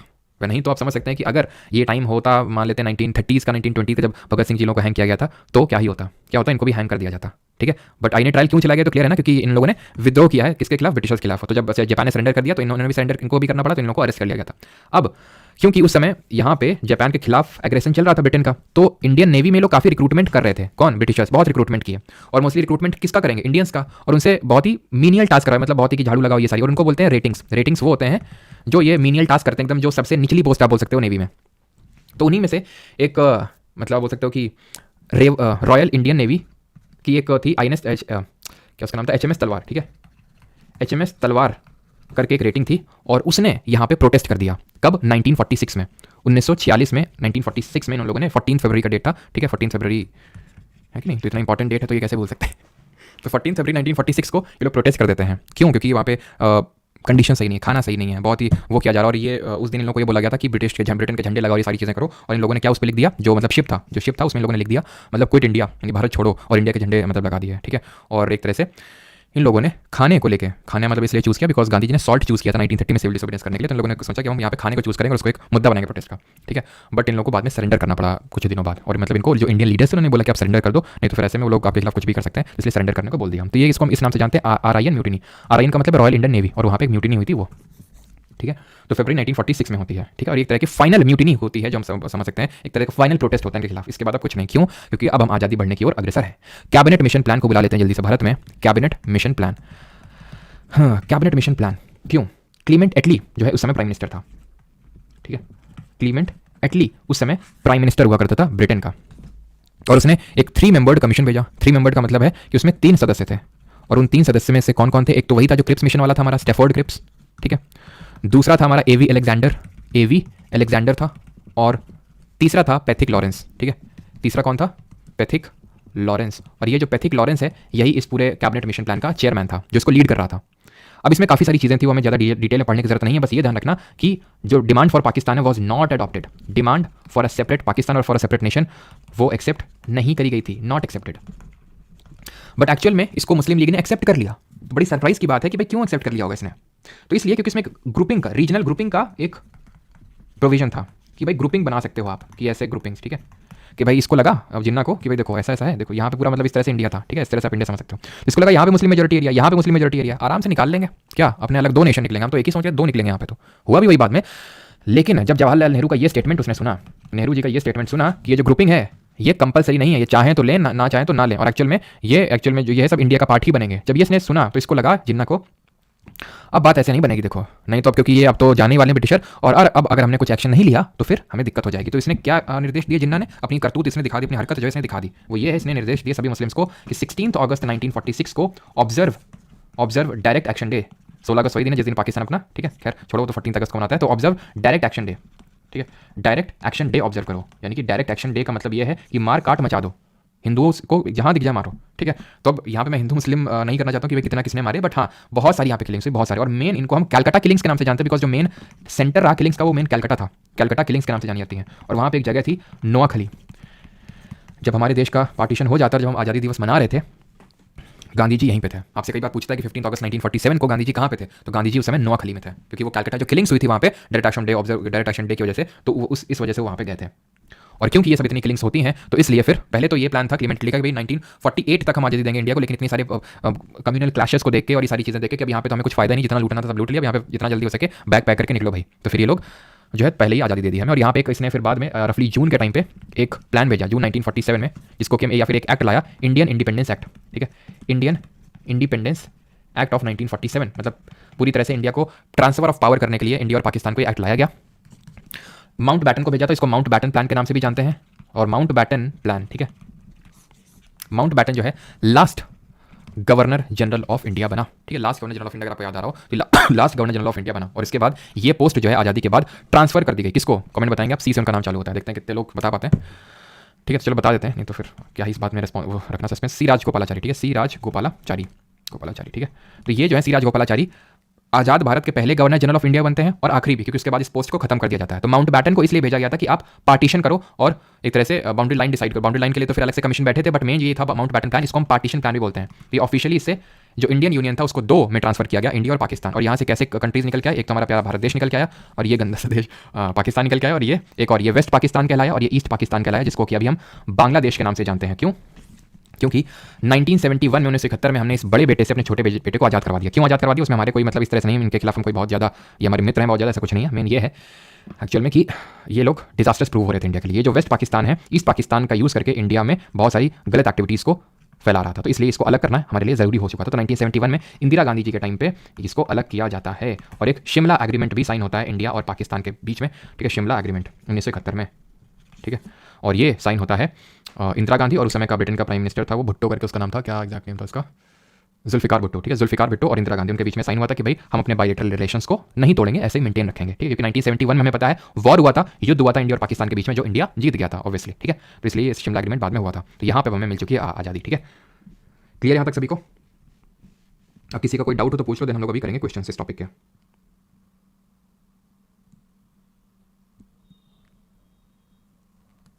डू और डाई दिया था गांधी ने, हम लोगों ने देख लिया ना। अच्छा, डू और डाई क्यों दिया था गांधी ने? डू और डाई क्यों दिया था शिवन ने? इसलिए दिया था क्योंकि अब करो या मरो, यानी कि अब लास्ट है, ये टेम्पो भी बिल्ड हो चुका है, सही मौका भी है, अब अगर नहीं कर पाए तो फिर नहीं कर पाओगे, तो या तो करो या मरो, ऐसा मतलब ये है। करो, हम कब यूज़ करते हैं, अभी भी तो यूज़ करते हैं डू और डाई, है ना, कि डू और डाई मैच इंडिया के लिए, अगर नहीं परफॉर्म किया तो फिर बाहर हो जाएगा टूर्नामेंट से, इस तरह। Subhash Chandra Bose died in which year? तो मैंने बताया तो 18 अगस्त 1945 को। अच्छा कुछ डाउट नहीं, क्वेश्चन करवा दें, ठीक है। गोरे आखिरकार हमें छोड़ ही गए। वो बैटल अब नहीं देखेंगे, ठीक है, वो तो मैंने 1971 वाला इसलिए बता दिया बिकॉज यहाँ पे हम लोग उस चीज़ को कर रहे थे, ठीक है। चलो भाई, तो अब वक्त आ गया है क्वेश्चंस को अटेम्प्ट करने का। करा जाए क्वेश्चंस को अटेम्प्ट। अब क्वेश्चंस करते हैं। क्वेश्चंस हम लोग के बहुत सारे पेंडिंग हैं, और वो क्वेश्चंस अब हम करेंगे एक एक करके। जल्दी जल्दी करिए। फिजिक्स नहीं हुआ सर? अच्छा, फिजिक्स नहीं हुआ विशाल तिवारी। अभी हम एच सी वर्मा और DC पांडे, और तुम अभी रुको, तो क्या क्या तुमको पढ़ाएंगे अभी फिजिक्स में हम? गांधी जी को किसने मारा? अच्छा है बहुत तेज हो रहे हो। तो गांधी जी को नाथुराम गोडसे ने मारा था, है ना। कब मारा था? 30 जनवरी को मारा था, दिल्ली में उनकी तय हुई थी। और गांधी जी का जो समाधि स्थल है उसको हम राजघाट के नाम से जानते हैं। जो गांधी जी का समाधि स्थल है उसको हम राजघाट के नाम से जानते हैं। और एक्चुअल में गोडसे ने ये बोला था कि जब मैं मर जाऊँ तो मेरी अस्थियाँ जो हैं वो मतलब पानी में ना फेंकी जाए, फिर कुछ भी ना किया जाए। जब इंडिया और मतलब जब रीयूनियन हो जाए, जो पाकिस्तान अलग हुआ, जो एक्चुअली बांग्लादेश भी है उसी में आता है, तो तब मेरी अस्थियों को इंडस रिवर में, सिंधु रिवर में जो है फेंका जाए। ये उसके फाइनल वर्ड्स हैं। तो ऑप्शन नंबर ए आंसर होगा 1869, 2 अक्टूबर 1869। पुतली बाई का मदर का नेम था, और जो करमचंद इनके फादर का नाम था, ठीक है। अगला क्वेश्चन है, जल्दी जल्दी क्वेश्चन करेंगे बिकॉज काफी क्वेश्चन है, ठीक है। क्वांटम फिजिक्स करवाएंगे, तुम चिंता क्या करो, क्वांटम फिजिक्स, मॉडर्न फिजिक्स, इतना फिजिक्स करवाएंगे तुमको कि तुम सोचोगे कहाँ हम आ गए एसएससी में, फिर से 12th का फॉर्म भरते हैं और जेई का पेपर देते हैं। Which of the following Indian freedom fighter said that be the change you wish to see in the world? किसने बोला था? ये गांधी जी ने बोला था कि जो चेंज आप देखना चाहते हैं विश्व में, पहले वो खुद अपने अंदर लाइए। बात तो सही है। डू और डाई का स्लोगन किसने दिया था? करो या मरो का किसने दिया था? बाल गंगाधर तिलक। अभी देखा, मतलब इसमें टाइम नहीं लगना चाहिए कि हम ऑप्शन पढ़ूँ। ऑप्शन नंबर ए बाल गंगाधर तिलक, बी हाँ हम डिस्कस कर सकते हैं बाल गंगाधर तिलक के रिगार्डिंग, इनको लोकमान्य के नाम से जानते हैं। वैलेंटाइन चिरोल ने फादर ऑफ इंडियन अंडरस्टैंडिंग, भारतीय शांति का जनक बोला था। होम रूल लीग बनाई थी 1916 में इन्होंने, ठीक है, ये सारी चीज़। और मराठा और केसरी स्टार्ट किया था उन्होंने। तिलक स्वराज फंड स्टैब्लिश किया गया था इनके द्वारा नहीं, इनके नाम पे 1920 में अगस्त में, जब इनकी डेथ हो गई थी, तो नॉन कॉपरेशन मूवमेंट के लिए सेटअप किया गया था, ठीक है, क्लियर। और इन्होंने गणपति और जो है शिवाजी फेस्टिवल ऑर्गेनाइज करवाए थे 1890 के टाइम पे। सरदार पटेल जी के रिगार्डिंग हमने क्या पढ़ा? बरदौली सत्याग्रह में इनको सरदार का टाइटल मिला इनको, ठीक है, और खेला सत्याग्रह में भी एक मेन लीडर रहे थे, ठीक है। अगला क्वेश्चन ऑप्शन मतलब ऑप्शन नंबर सी इसका सही आंसर हो जाएगा, महात्मा गांधी, ठीक है। अगले क्वेश्चन पे आते हैं। In the dash Sarojini Naidu persuaded Mahatma Gandhi to allow women to join the movement. तो किस मूवमेंट में सरोजिनी नायडू ने परसुएड किया था गांधी जी को कि भाई वुमेन्स को भी अलाउ करिए मूवमेंट ज्वाइन करने के लिए? क्यूआईएम, चंपारण, सॉल्ट सत्याग्रह, फिर नॉन कॉपरेशन मूवमेंट। तो ये एक्चुअल में था सीडीएम, सरोजिनी नायडू। अगर आपको याद आ रहा हो, सिविल डिसोबीडियंस मूवमेंट को लीड करी थी कहाँ से? धारसाना से, ठीक है, धारसाना से इन्होंने लीड किया था गुजरात में, मैंने कल भी बताया था, जो कि डांडी के पास पड़ती है जगह। तो आंसर क्या होगा? सॉल्ट सत्याग्रह। कब स्टार्ट हुआ था? जल्दी से बताएंगे। 12 मार्च को स्टार्ट हुआ था। कब तक चला था? 6 अप्रैल तक चला था। कितने डेलीगेट्स थे गांधी जी के साथ? 78 थे। साबरमती से लेकर डांडी तक का मार्च निकाले थे गांधी जी, ठीक है। आगे बढ़ते हैं। In which of the following years did Subhash Chandra Bose refer to Mahatma Gandhi as the father of nation? यानी निम्नलिखित में से किस वर्ष सुभाष चंद्र बोस ने महात्मा गांधी को राष्ट्रपिता कहा था? किस साल कहा था? तो भी मैंने बताया, रेडियो, सिंगापुर, 1944 ऑप्शन नंबर। ये तो होगा नहीं ऑप्शन, बिकॉज 1939 में तो वो वहीं पे थे, ठीक है। तो आंसर होगा यहाँ पे 1944, ठीक है, ऑप्शन नंबर बी आंसर होगा। अगला क्वेश्चन है, अगला क्वेश्चन है ये, आफ्टर डैश, नहीं 42 नहीं होगा, 1944 होगा सिंगापुर में, ठीक है, आप चेक भी कर सकते हो अगर आपको डाउट है तो। After dash Mahatma Gandhi called off the non cooperation movement? Gandhi ji ने क्यों असहयोग आंदोलन को वापस ले लिया? हम सभी जानते हैं, चौरी चौरा हत्याकांड हुआ था, ठीक है, ऑप्शन नंबर बी। कब हुआ था? 1922 में। मुझे लगा बहुत आ गया। Question number 7, the all India Khilafat conference in November 1999 took place at? क्योंकि आज मैं हूँ अकेला और मुझे लग रहा है डर एकदम, मुझे बार बार लग रहा है पीछे से भूत आ गया। तुम लोग डराते रहते ना, सब भूत की कहानी सुनाओ। अगला क्वेश्चन है नवंबर 1919, तो किसने मतलब जो ऑल इंडिया कॉन्फ्रेंस, खिलाफत कॉन्फ्रेंस कहाँ पे हुई? तुम लोगों ने देखा था दिल्ली में हुई थी, ठीक है, जहाँ पे डिसाइड किया था कि भी नॉन कॉपरेट करेंगे गवर्नमेंट के साथ। और गांधी जी ने इसमें अपॉर्चुनिटी देखी थी कि भाई हिंदूज को भी इसमें मिला लेते हैं। कांग्रेस ने बोला, कांग्रेस ने पहले मना कर दिया, बाल गंगाधर तिलक भी उस समय जिंदा थे, मना कर दिया। और जब उनकी डेथ हो गई उसके बाद कैलकाटा सेशन में अप्रूव किया, नागपुर सेशन में एंडोर्स किया, नॉन कॉपरेशन को लॉन्च कर दिया, ठीक है। In dash doctor Bhimrao Ambedkar negotiated the Poona pact with Mahatma Gandhi. तो वो कौन सा साल था? 1932, 30, 33 या फिर 31? तो सही आंसर क्या होगा? सही आंसर होगा ऑप्शन नंबर ए 1932, 1932। अगला क्वेश्चन है ये, who among the following called Netaji Subhash Chandra Bose a patriot of patriots? बताओ। चलो, तो अगर सही आंसर की बात करें तो नेताजी सुभाष चंद्र बोस, वो among the following called, okay, ठीक है, पैट्रियट्स ऑफ पैट्रियट, मतलब देशभक्तों का देशभक्ति किसने बोला था? गांधी जी नहीं बोला था, ठीक है। चितरंजन दास जी हैं बोस जी के गुरु थे, ठीक है, बोस जी के पॉलिटिकल गुरु थे, राजनीतिक, जैसे कि महात्मा गांधी के कौन थे? जल्दी से आप बताएंगे कमेंट में। अगला क्वेश्चन है 10th number, the pact signed between Indian national Congress and All India Muslim League 1916। कितना आसान है, 1907 में स्प्लिट हुआ, सूरत स्प्लिट, और 1916 में लखनऊ सेशन में पैक्ट साइन हुआ, जहां पे इन लोगों ने जॉइंट डिमांड्स रखी, और उन जॉइंट डिमांड्स को, उनमें से कुछ डिमांड्स को government of India act 1919 Montagu Chelmsford reforms में अडॉप्ट किया गया, माना गया। 11th, who among the following founded the Swaraj party 1923? अब अगर तुमने गलत कर दिया ना, सही बता रहे इंस्टाग्राम की कसम, तुमको फिर उठवा लेंगे तुम्हारे घर से। आज ही हमने रील डाली है, ठीक है, इंस्टाग्राम पे, और बहुत मेहनत लगती है उसमें, तो इस वजह से थोड़ा तो उसका इज्जत करो। और आंसर क्या होगा इसका? सीआर दास और मोतीलाल नेहरू। इसके पहले प्रेसिडेंट थे सीआर दास, और मोतीलाल नेहरू पहले सेक्रेटरी थे। हमने ये देखा था कि 1922 में जब वापस ले लिया था असहयोग आंदोलन को, नॉन कॉपरेशन मूवमेंट को गांधी जी ने, तो एक पॉलिटिकल वैक्यूम क्रिएट हो गया था कि करें तो करें क्या, बोलें तो बोलें क्या। तो फिर कुछ ने बोला कि हम बॉयकॉट को कंटिन्यू रखते हैं, जो काउंसिल्स का बॉयकॉट कर रहे थे, और एक बोलते हैं कि नहीं इसको एंट्री करते हैं। तो जो बोले थे कंटिन्यू रखते हैं, नहीं कोई चेंज नहीं करते हैं, नो चेंजर्स, और जो दूसरे वालों को बोला प्रो चेंजर्स। गांधी जी पहले initially was opposed to the pro changers, but finally 1924 में जब गांधी जी जेल से छूट के आते हैं, बेलगाम सेशन होता है कांग्रेस का, जो ओनली सेशन है दैट गांधी जी प्रेसाइडेड, वहां पे वो कांग्रेस स्वराज की तरफ अपना सपोर्ट दिखाते हैं, प्रो चेंजर्स की तरफ, जिन्होंने ऑल इंडिया खिलाफत स्वराज पार्टी बनाई थी 1923 में। सीआर दास प्रेसिडेंट, और मोतीलाल नेहरू, जवाहरलाल नेहरू के जो पिता थे, वो पहले उसके सेक्रेटरी थे। वो among the following persuaded Mahatma Gandhi to allow women to join the salt Satyagraha movement? किसने मतलब एक तरह से परसुएड किया था गांधी जी को कि विमेंस को अलाउ किया जाए? तो सरोजिनी नायडू भी थी, और आपकी कमला देवी चट्टोपाध्याय भी थी। तो ऑप्शन नंबर ए यहाँ पे सही आंसर होगा, Kamala Devi Chattopadhyay, option number A. Who among the following, और कुछ, Annie Besant first Indian president in women president of Congress, ठीक है, कलकत्ता सेशन 1917 का लीड किया था इन्होंने। अगला क्वेश्चन है, which of the following events occurred as an after effect of Jallianwala Bagh massacre? यानी जो जलियांवाला बाग हत्याकांड हुआ था उसका एक आफ्टर इफेक्ट क्या है इसमें से? और वो जो एक आप लोगों का क्वेरी आ रहा है ना, जो लोग बैच में कि वो थोड़े से ब्लर नोट्स आ रहे हैं, तो बिल्कुल जेन्युइन प्रॉब्लम, वो टेक्निकल आई थिंक कोई फॉल्ट है। जैसे मेरे साइड से होता है, ऐसा से नोट से प्रॉब्लम होता है तो मैं रीअपलोड करवा देता हूँ, बट आई थिंक वो टेक्निकल फॉल्ट है, तो जैसे सही हो जाता है। पहले वाले नोट्स में भी था आई थिंक मराठा वगैरह में, वो सही हो चुका है आई थिंक, है ना। चलो चलो, तो अगले क्वेश्चन पे आते हैं। तो who among the following which of the following events occurred as an after effect of the Jallianwala Bagh massacre, निम्नलिखित में से कौन सी घटना जलियांवाला बाग नरसंहार के बाद के प्रभाव के रूप में घटी? तो hunger strike to settle disputes between the mill owners and the workers, ऐसा कुछ नहीं हुआ। हंटर कमीशन अपॉइंट किया गया था ब्रिटिश गवर्नमेंट के द्वारा और उसने कंडेम किया था, बट कोई डिसिप्लिनरी एक्शन नहीं लिया गया था बिकॉज पहले इंडेमनिटी एक्ट पास कर चुकी थी कौन? British government. और हमें पता है कि इसका आफ्टर इफेक्ट ये भी था कि जलियांवाला बाग हत्याकांड के बाद जो 13 अप्रैल को हुआ था, क्यों हुआ था, और उधम सिंह के रिगार्डिंग एक मैं रील भी बनाने वाला हूं जल्दी, ठीक है, क्योंकि उन्होंने काफ़ी अच्छा काम किया था। उन्होंने क्या अच्छा काम किया था कि माइकल डायर की हत्या करी थी। वैसे इसके लिए रिस्पॉन्सिबल रेगिनाल्ड डायर था जलियांवाला बाग हत्याकांड के लिए। तो आफ्टर इफेक्ट में हमें 2 इंपॉर्टेंट चीज़ें याद रखनी है। एक तो गांधी जी ने केसरे हिंद की उपाधि जो उनको साउथ अफ्रीका में मिली थी उसको लौटा दिया, और रविंद्रनाथ टैगोर ने अपने नाइटहुड की उपाधि वापस कर दी थी। तो ये इंपॉर्टेंट चीज़ हुई थी, ठीक है। अगले क्वेश्चन पे पढ़ते हैं। और अरेस्ट किसकी हुई थी? जिसके ऐसे लोग इकट्ठा हुए थे, और वो बैसाखी का भी दिन था 13 अप्रैल। मेन ये था कि सैफुद्दीन किचलू और डॉक्टर सत्यपाल की अरेस्ट हुई थी। वो जो रॉलेट सत्याग्रह हुआ था, एंटी रॉलेट मतलब रॉलेट एक्ट के खिलाफ जो रॉलेट सत्याग्रह हुआ था, उसमें उन लोगों की अरेस्ट हुई थी, जिसको कि ब्लैक एक्ट बोला था गांधी जी ने। Who among the following was the leader of खिलाफत मूवमेंट? का लीडर कौन था? मौलाना अली, शौकत अली, ये सब लीडर थे। और कौन था? हसरत मोहनी, मौलाना अबुल कलाम आज़ाद, जो कि हमारे देश के पहले एजुकेशन मिनिस्टर और कांग्रेस के यंगेस्ट प्रेसिडेंट भी रहे थे eight the age of 35। Bhagat Singh 1926 Punjab नौजवान भारत सभा, 1928 सॉन्डर्स की हत्या, 1929 Bombay central legislative assembly, 1931 23 March was hanged. ठीक। ज्योतिबा फूले 1873 क्या बनाया था उन्होंने? जल्दी से बताइए। सत्य शोधक समाज बनाया था, और गुलामगिरी और सार्वजनिक सत्यधर्म इनकी किताबों का नाम है। In which year did Mahatma Gandhi first introduced a nation wide satyagraha in India? पहला नेशन वाइड, पहला इंपॉर्टेंट है, पहला नेशन वाइड सत्याग्रह। तो देखिए 1915 में तो 9 जनवरी को गांधी जी वापस ही आए थे साउथ अफ्रीका से, प्रवासी भारतीय दिवस। 1917 चंपारण, 1918 अहमदाबाद मिल स्ट्राइक, 1918 खेड़ा सत्याग्रह, ठीक है। बैक टू बैक इन्होंने 3 हिट्स मारे, और उसके बाद बट ये ऑल इंडिया नहीं थे, चंपारण बिहार में लिमिटेड था ये। 1988 1918 अहमदाबाद, खेड़ा अगेन, खेड़ा गुजरात में पड़ता है, तो ऑल इंडिया नहीं था। ऑल इंडिया 1919 में रॉलेट एक्ट के खिलाफ जो है पहला नेशन वाइड सत्याग्रह इन्होंने ऑर्गेनाइज किया था। क्लियर? आगे बढ़ते हैं। Which of the following is not a reason for showing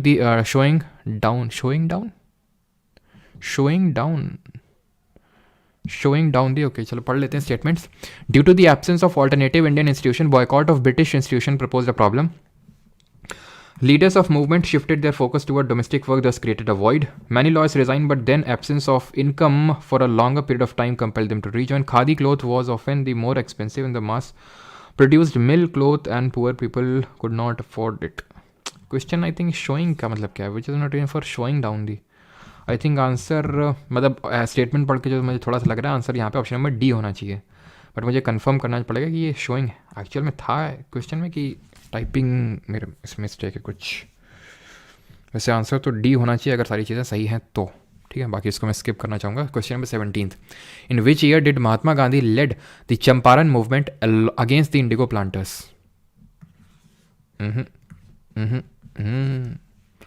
in which year did Mahatma Gandhi arrived in India?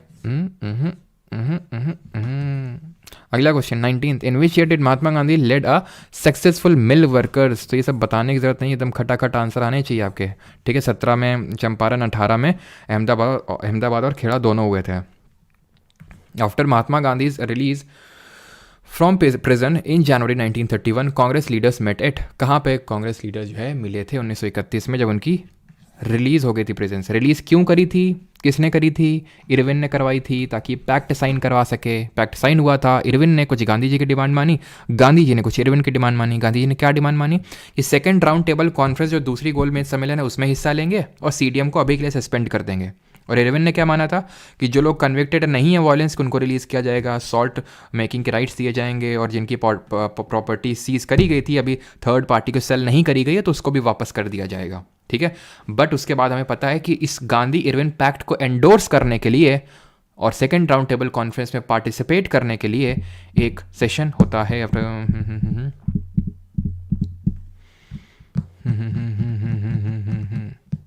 अच्छा ठीक है ना, मतलब तुरंत की बात कर रहा है तो आंसर कैलकाटा होगा। अगर यहाँ पे सेशन की बात करता कि कांग्रेस का कौन सा सेशन हुआ था, तो आंसर होता है यहाँ पे कौन सा, यहाँ पे आंसर होता है कराची सेशन, बट क्योंकि कराची है नहीं ऑप्शन में, ठीक है। बट यहाँ पे सेशन नहीं पूछ रहा, कांग्रेस लीडर कहाँ पे मिले, तो आंसर ऑप्शन नंबर ए होगा, कैलकाटा में मिले, ठीक है, ऑप्शन नंबर ए। अगले क्वेश्चन पे आते हैं 21, in which of the following years was the civil disobedience campaign completely ceased? Completely full stop लग गया CDM पे, सविना अवज्ञा आंदोलन। 1917 में तो लग ही नहीं सकता है सर। 1917 में हमें पता है चंपारण था, और चंपारण को हम फर्स्ट CDM भी बोलते हैं, लेकिन फर्स्ट CDM वो झलकी देखने को मिली थी CDM की। एक्चुअल CDM तो स्टार्ट हुआ था 1930 को 12 मार्च को, सॉल्ट दांडी मार्च के साथ, सॉल्ट सत्याग्रह के साथ, ठीक है। तो ये भी ऑप्शन नहीं आंसर हो सकता। 1943 तो ये क्विट इंडिया मूवमेंट यहाँ तक तो चालू हो गया था, तो उसकी भी कोई वो नहीं है, ठीक है। ऑप्शन नंबर बी यहाँ पे सही आंसर होगा। 1934 तक पूरी तरह से ये सीज कर गया था, रुक गया था, खत्म हो गया था। Who among the following called freedom fighters hoisted the Indian flag at the Goalika tank मैदान in Mumbai during the Quit India movement? Who among the following called, अच्छा मतलब हाँ ठीक है, इनमें से किसने ग्वालिका टैंक मैदान में मुंबई में क्विट इंडिया मूवमेंट के टाइम पे इंडियन फ्लैग होस्ट किया था? तो आपको पता है कि पहले दिन ही सब लोगों की अरेस्ट हो गई थी। बच्ची मेनली कौन थी लीड कर रही थी? अरुणा असफ अली, जो प्रिसाइड करी थी कांग्रेस वर्किंग कमेटी की, ठीक है। तो ऑप्शन नंबर ए यहाँ पे सही आंसर होगा, अरुणा असफ अली। और हमने एक और नाम पढ़ा था जिन्होंने, उषा मेहता, ठीक है, उन्होंने क्या स्टार्ट किया था? अंडरग्राउंड रेडियो, है ना। एक सेकेंड। और कल आप लोगों की क्लास होगी करंट अफेयर की 9 बजे, ठीक है। कल करंट अफेयर की क्लास है 9 PM पे, आप लोगों को पता है ना, 9 बजे कल क्लास है। रोशन कुमार पूछ रहे फिजिक्स की क्लास कब होगी? मैं बता तो रहा हूँ बेटा, तुम्हें फिजिक्स ऐसा पढ़ाऊंगा ना, अभी रुक जाओ तुम, बस खत्म तो होने दो इसको। ऐसा फिजिक्स पढ़ाऊंगा ना तुम्हें कि तुम HC वर्मा को चैलेंज करोगे सीधे जाके। In the context of Indian freedom movement which of the following years is correctly paired with the event that took place that year? मतलब कौन सा सही है इसमें से, ये आपसे पूछ रहा है। हैप्पी एनिवर्सरी, अच्छा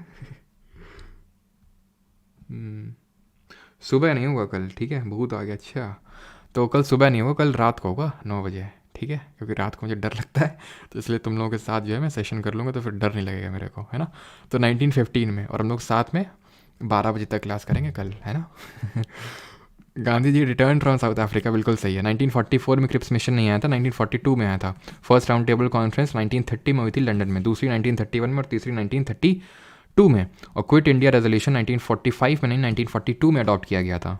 क्वेश्चन नंबर 24, कल रिवीजन नहीं होगा, कल करंट अफेयर की क्लास होगी रात को। In which of the following years Motilal Nehru along with 8 other Congress leaders drafted a constitution for India? कब ड्राफ्ट किया था कॉन्स्टिट्यूशन? तुम्हें पता है साइमन कमीशन कब आया था? 1927 में नहीं, 1927 में तो बना था, 28 में आया था। साइमन गो बैक के नारे लगे थे, साइमन चला जा, आगे का शब्द मैं नहीं बोलूँगा, ठीक है। तो साइमन गो बैक के नारे लगे थे, और जब ये नारे लगे थे तो सभी ने यूनानिमसली इसका अपोज किया। और जब बर्किनहेड उस समय जो उस समय बर्किनहेड जो सेक्रेटरी हुआ करता था इंडिया का, उसने क्या बोला?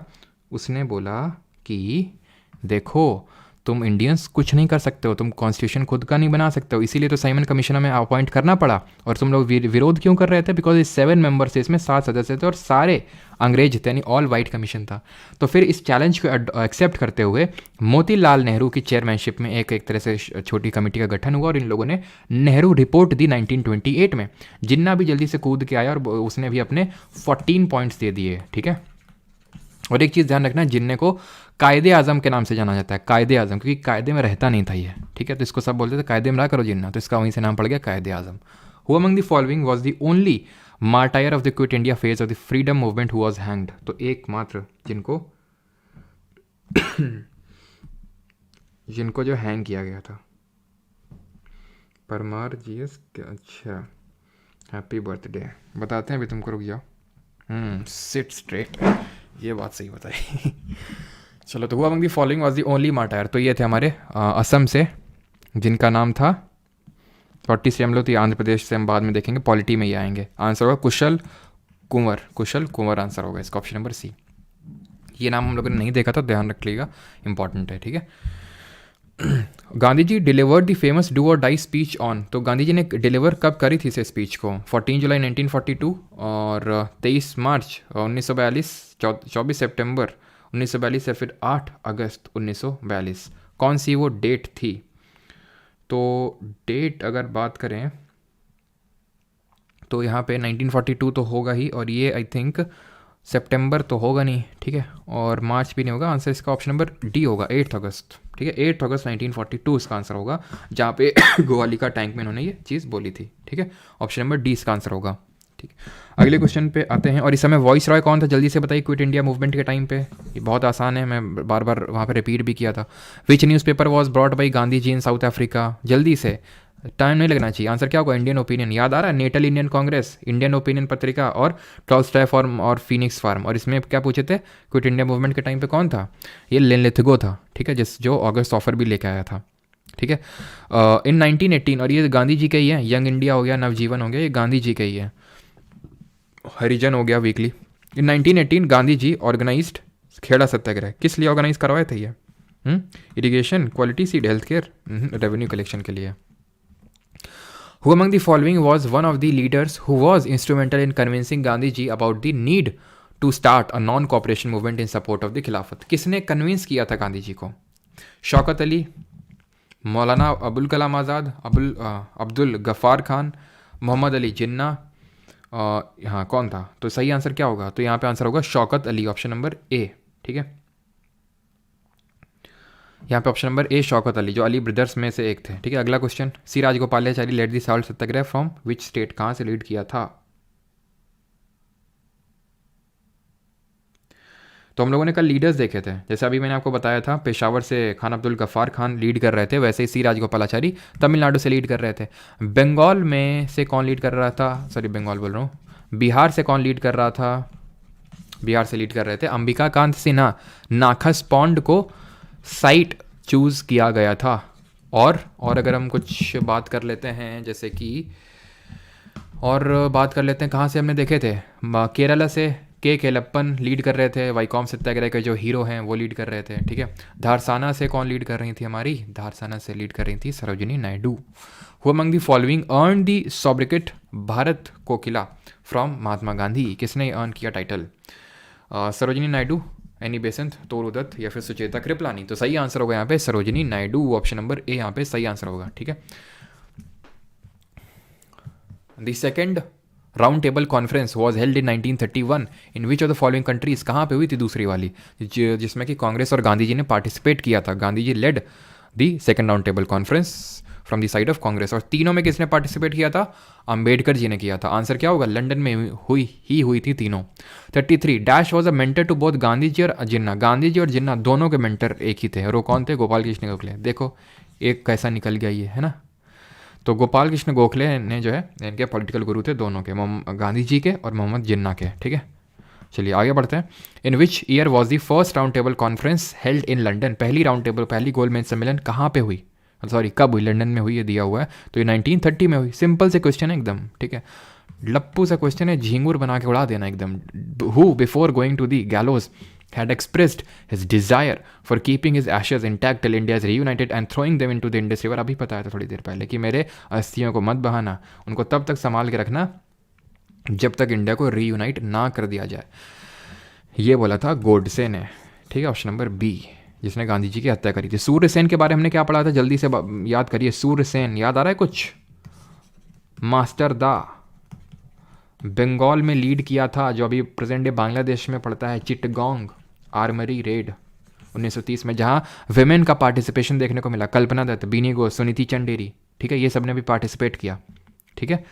और भगत सिंह के बारे में तो क्या ही कहना, ठीक है, और उधम सिंह के बारे में भी क्या ही कहना, ये सब हम लोग पहले भी देख चुके हैं।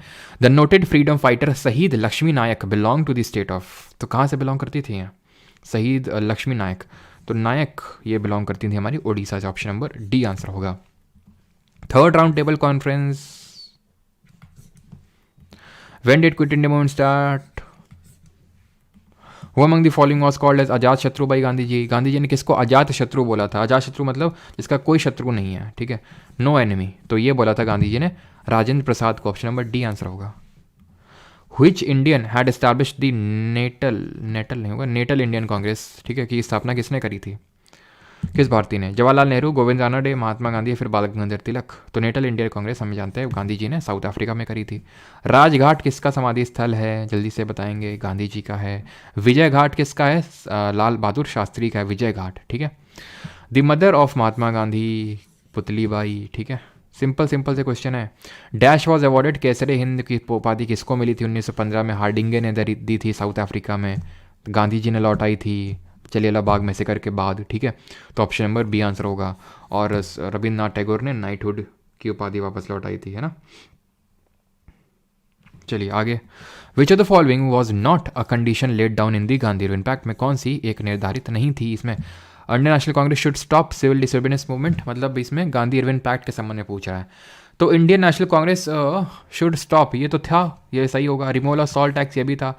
आप खादी आदि कुछ नहीं था उसमें, ठीक है, तो ये गलत होगा, मतलब इस तरह का कोई कंडीशन नहीं था। Participation in second RTC by Congress, ये भी तो था। सेकंड जो गांधी और इरविन जी के बीच में समझौते हुए थे, उसमें ये भी तो था कि गांधी जी ने माना था इरविन के बिहाफ पे कि ठीक है हम सेकंड राउंड टेबल कॉन्फ्रेंस में पार्टिसिपेट करेंगे। 45 इंडिया ऑफ माई ड्रीम्स, ये किताब किसकी स्पीचेस का कलेक्शन है? पटेल साहब का, नेहरू साहब का, गांधी साहब का या फिर प्रसाद साहब का? तो आंसर है महात्मा गांधी जी का, ऑप्शन नंबर सी सही आंसर होगा, ठीक है। Who said the following words, a flag is necessity for all Nations, millions have died for it, यानी कि एक झंडा सभी देशों के लिए आवश्यकता है, लाखों लोग इसलिए किसके लिए मर गए हैं? तो लाखों नहीं होता, लाखों होता है, ठीक है। सरोजिनी नायडू, महात्मा गांधी, भीखाजी कामा या फिर जवाहरलाल नेहरू? सही आंसर क्या होगा? महात्मा गांधी। सरोजिनी नायडू के बारे में सारी चीज़ें पढ़ चुके हैं। मैडम भीखाजी कामा, कुछ याद आ रहा है आपको? Madam Bhikaji Cama was the first lady या फिर फर्स्ट हम बोल सकते हैं person to hoist the national to hoist the Indian national flag at the foreign की सरजमी। इन्होंने स्टटगार्ड जर्मनी में झंडा फहराया था। कमेंट में आप कमेंट में आपको बताना है कि कब इन्होंने झंडा फहराया था, किस ईयर में स्टटगार्ड जर्मनी में झंडा फहराया था इन्होंने। अगला क्वेश्चन है, Mahatma Gandhi return to India from South Africa in which year? तो 9 जनवरी 1915, option number B. Question number, अब यहाँ से हम कुछ मिसलेनियस यानी कि कुछ मिक्स टाइप ऑफ क्वेश्चन यहाँ से देखने वाले हैं। 1907 बिल्कुल, तो 1913 गलत है आकाश, 1907 सही है ना। जिस साल सूरत स्प्लिट हुआ था, इस तरह से मैंने आपको बताया था, जिस साल सूरत स्प्लिट हुआ है उसी साल है ना। The Hindu college was established in 1791 at, कहाँ पे स्टैब्लिश हुआ था? 1791 में। तो ये बनारस में वो हुआ था, है ना, याद आ रहा आपको? जोनाथन डंकन, मैंने आपको बताया था जोनाथन डंकन। कलकत्ता में कब स्टैब्लिश हुआ था? जिसको कि राजा राम मोहन रॉय ने सेटअप किया था। जल्दी से आप कमेंट में बताएंगे। मैं पूछ रहा हूँ, Hindu college eight Calcutta. In which of the following years was first train run India? पहली ट्रेन कब शुरू हुई थी? 1853 में हुई थी। किसके बीच में हुई थी? ये हुई थी बॉम्बे टू थाने। कौन था इस समय गवर्नर जनरल? था डलहौजी। डलहौजी के टाइम पे और क्या क्या हुआ? इसके टाइम पे पोस्टल सर्विस स्टार्ट हुई। इसके टाइम पे डॉक्ट्रिन ऑफ लैप्स आया था, ठीक है। 1817 बिल्कुल सही, कलकत्ता में हिंदू कॉलेज सेटअप हुआ था, ठीक है। तो इसके टाइम पे हड़प नीति आई थी, डॉक्ट्रिन ऑफ लैप्स, और उसमें सबसे पहले किसको कॉन्कर किया था? सतारा, संबलपुर, जैतपुर, इनको, ठीक है। तो सतारा सबसे पहले आया था, 1848 में लाया था डॉक्ट्रिन ऑफ लैप्स को, हड़प नीति को, ठीक है। तो ऑप्शन नंबर ए आंसर होगा 1853। A history of British India is a work published by, British Bharat का इतिहास किसके द्वारा प्रकाशित एक कार्य है? कैनिंग, डलहौजी, मिल या फिर Hastings? A history of British India, तो हिस्ट्री ऑफ ब्रिटिश इंडिया है जेम्स मिल की किताब, ऑप्शन नंबर सी यहाँ पे सही आंसर है।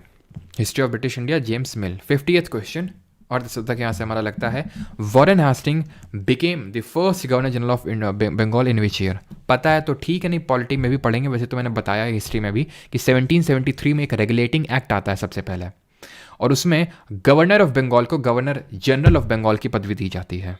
और वहाँ से उस समय जो गवर्नर ऑफ बंगाल होता है वो हेस्टिंग होता है, इसलिए वहाँ से वो पहला गवर्नर जनरल ऑफ बंगाल भी बन जाता है, ठीक है। अगला क्वेश्चन ये है, ठीक है। मैं सभी को 10-15 सेकंड के लिए ये बोलूँगा कि आप अपनी स्क्रीन से थोड़ा सा आँखों को काफ़ी दूर पॉइंट आउट करिए और थोड़ा सा ब्लिंक कर लीजिए, ठीक है। अब उसका रीज़न आपको बताऊँगा अभी, ठीक है। पहले मैं अभी दूर देख के ब्लिंक कर लेता हूँ।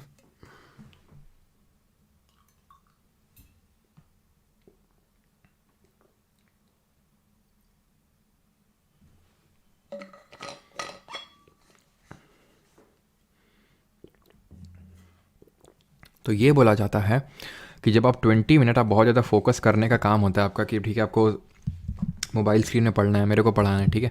तो 20 मिनट्स के बाद आपको 20 सेकेंड्स के लिए 20 फीट दूर देख के फोकस करना है, मतलब कि फोकस इन द सेंस कि करना है, और 20 बार आपको अपनी आँखों को, पलकों को झपकाना है। उससे ये होता है कि एक तरह का जो हमारी आँखें, उनमें जो फ्लूइड जो मेंटेनेंस है वो सही हो जाता है ना, और हमारी आँखें जो हैं ख़राब नहीं होती हैं। ये चीज़ें मैं इसलिए करवाता रहता हूँ आपसे बीच में कि डीप डी दी सारी चीज़ें कि भाई मेरा काम सिर्फ पढ़ाना नहीं है, ठीक है। जान है तो जहान है, सिंपल से फ़िलासफ़ी है, और आँख वही चीज़ है जिससे आप सारी खूबसूरत चीज़ें देखते हैं, है ना। तो वो खूबसूरत चीज़ें अगर आपको देखनी है हमेशा जीवन भर के लिए, तो आपकी आँखों का सह रहना बहुत ज़रूरी है। आप सोचिए, आप 5 मिनट आँखें बंद करके देखिए, आपकी, है ना, आपको समझ में आ जाएगा आँखों की इंपॉर्टेंस। तो एसएससी उतना इंपॉर्टेंट नहीं है जितने की आँखें इंपॉर्टेंट हैं। ठीक है, तो सब्सिडियरी अलायंस की अगर बात करें तो 1798 में, गानों का एकदम माहौल चल रहा है। ठीक है, सब एकदम बजा बजा के निकल रहे हैं एकदम। 70 अभी जबकि 31 भी नहीं आज, तो 1798 सब्सिडियरी अलायंस आता है। कौन लाता है? वेलेजली। कॉन्सेप्ट कौन इंट्रोड्यूस करता है? डुप्ले। बट इसको 1798 में वेलेजली बहुत ही मास लेवल पे लॉन्च करता है, which was the first state जो कि इसके अंडर में आया था। अवध आया था 1801 में, और हैदराबाद ने सबसे पहले एक्सेप्ट किया था, हैदराबाद ने 1798 में। मैसूर 1799, ठीक है 1799, और 1799 में ही मराठास ने भी इसको एक्सेप्ट कर लिया था, बट बाद में उनको पता चला कि उनके साथ तो गेम हो गया। देन फिर उन्होंने वॉर छेड़ दिया। Based on Macaulay's minute the English education act was introduced in. तो इंग्लिश एजुकेशन एक्ट ये कब इंट्रोड्यूस हुई थी? तो ये इंट्रोड्यूस हुई थी 1835 में। ऑप्शन नंबर बी यहाँ पे सही आंसर होगा। ठीक है,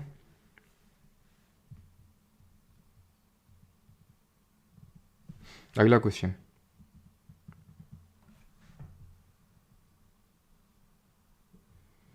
वो जी 20 भूत वाला इंसिडेंट भूल तो नहीं गया। चलो, who among the following repeal the vernacular press act? तो किसने रिपील किया था? रिपन ने। ठीक है, ये भी आसान सा क्वेश्चन है। रिपील तो ये 1882 होगा। ठीक है, 1882 में रिपील हुआ था ये। 1878 में आया था, लिटन ने इसको इंट्रोड्यूस किया था 1878 में। ठीक है, और रिपन के टाइम पे क्या हुआ था वो सारी चीज़ें, चलो रील तो मैं इसमें बनाऊंगा, यहाँ पे बता देता हूँ। ठीक है तो रिपन ने क्या क्या किया था? एक तो इसके टाइम पे पहली कंप्लीट सेंसस हुई थी, father of local self government बोलते हैं इसको। इसके टाइम पे एल्बर्ट बिल कंट्रोवर्सी हुई थी। इसके टाइम पे हंटर एजुकेशन कमीशन आया था 1882, मतलब आया क्या था, बनाया था रिपन ने उसको 1882 में। ठीक है, और 1882 में से रिपील किया था इसको। 1833 में हमें पता है मैकुलेज मिनट आया था। बेंटिक उस समय, विलियम बेंटिक उस समय एक तरह से गवर्नर जनरल ऑफ इंडिया था, और उसने इसको इम्प्लीमेंट किया था। इसने डाउनवर्ड फिल्ट्रेशन थ्योरी दी थी, जिसको कि नेगेट किया था 1854 के टाइम पे जो वुड्स डिस्पैच आया था। उसने डाउनवर्ड फिल्ट्रेशन थ्योरी को मना किया था, और उसने लोकल लेवल पे local language that is vernacular language को जो है प्रमोट करने की बात कही थी। 1856 में governor general dash decided that Bahadur Shah Zafar would be the last Mughal king and after his death none of his descendant, मतलब ये लास्ट होगा, इसके बाद कोई अब जो भी आएगा उसको प्रिंस नाम देंगे, किंग नहीं होगा वो। ये किसने बोला था? तो ऑब्वियस सी बात है, कौन था 1857 में गवर्नर जनरल? कैनिंग था, simple. In dash the Mughal emperor appointed the company as the Diwan of the province of Bengal.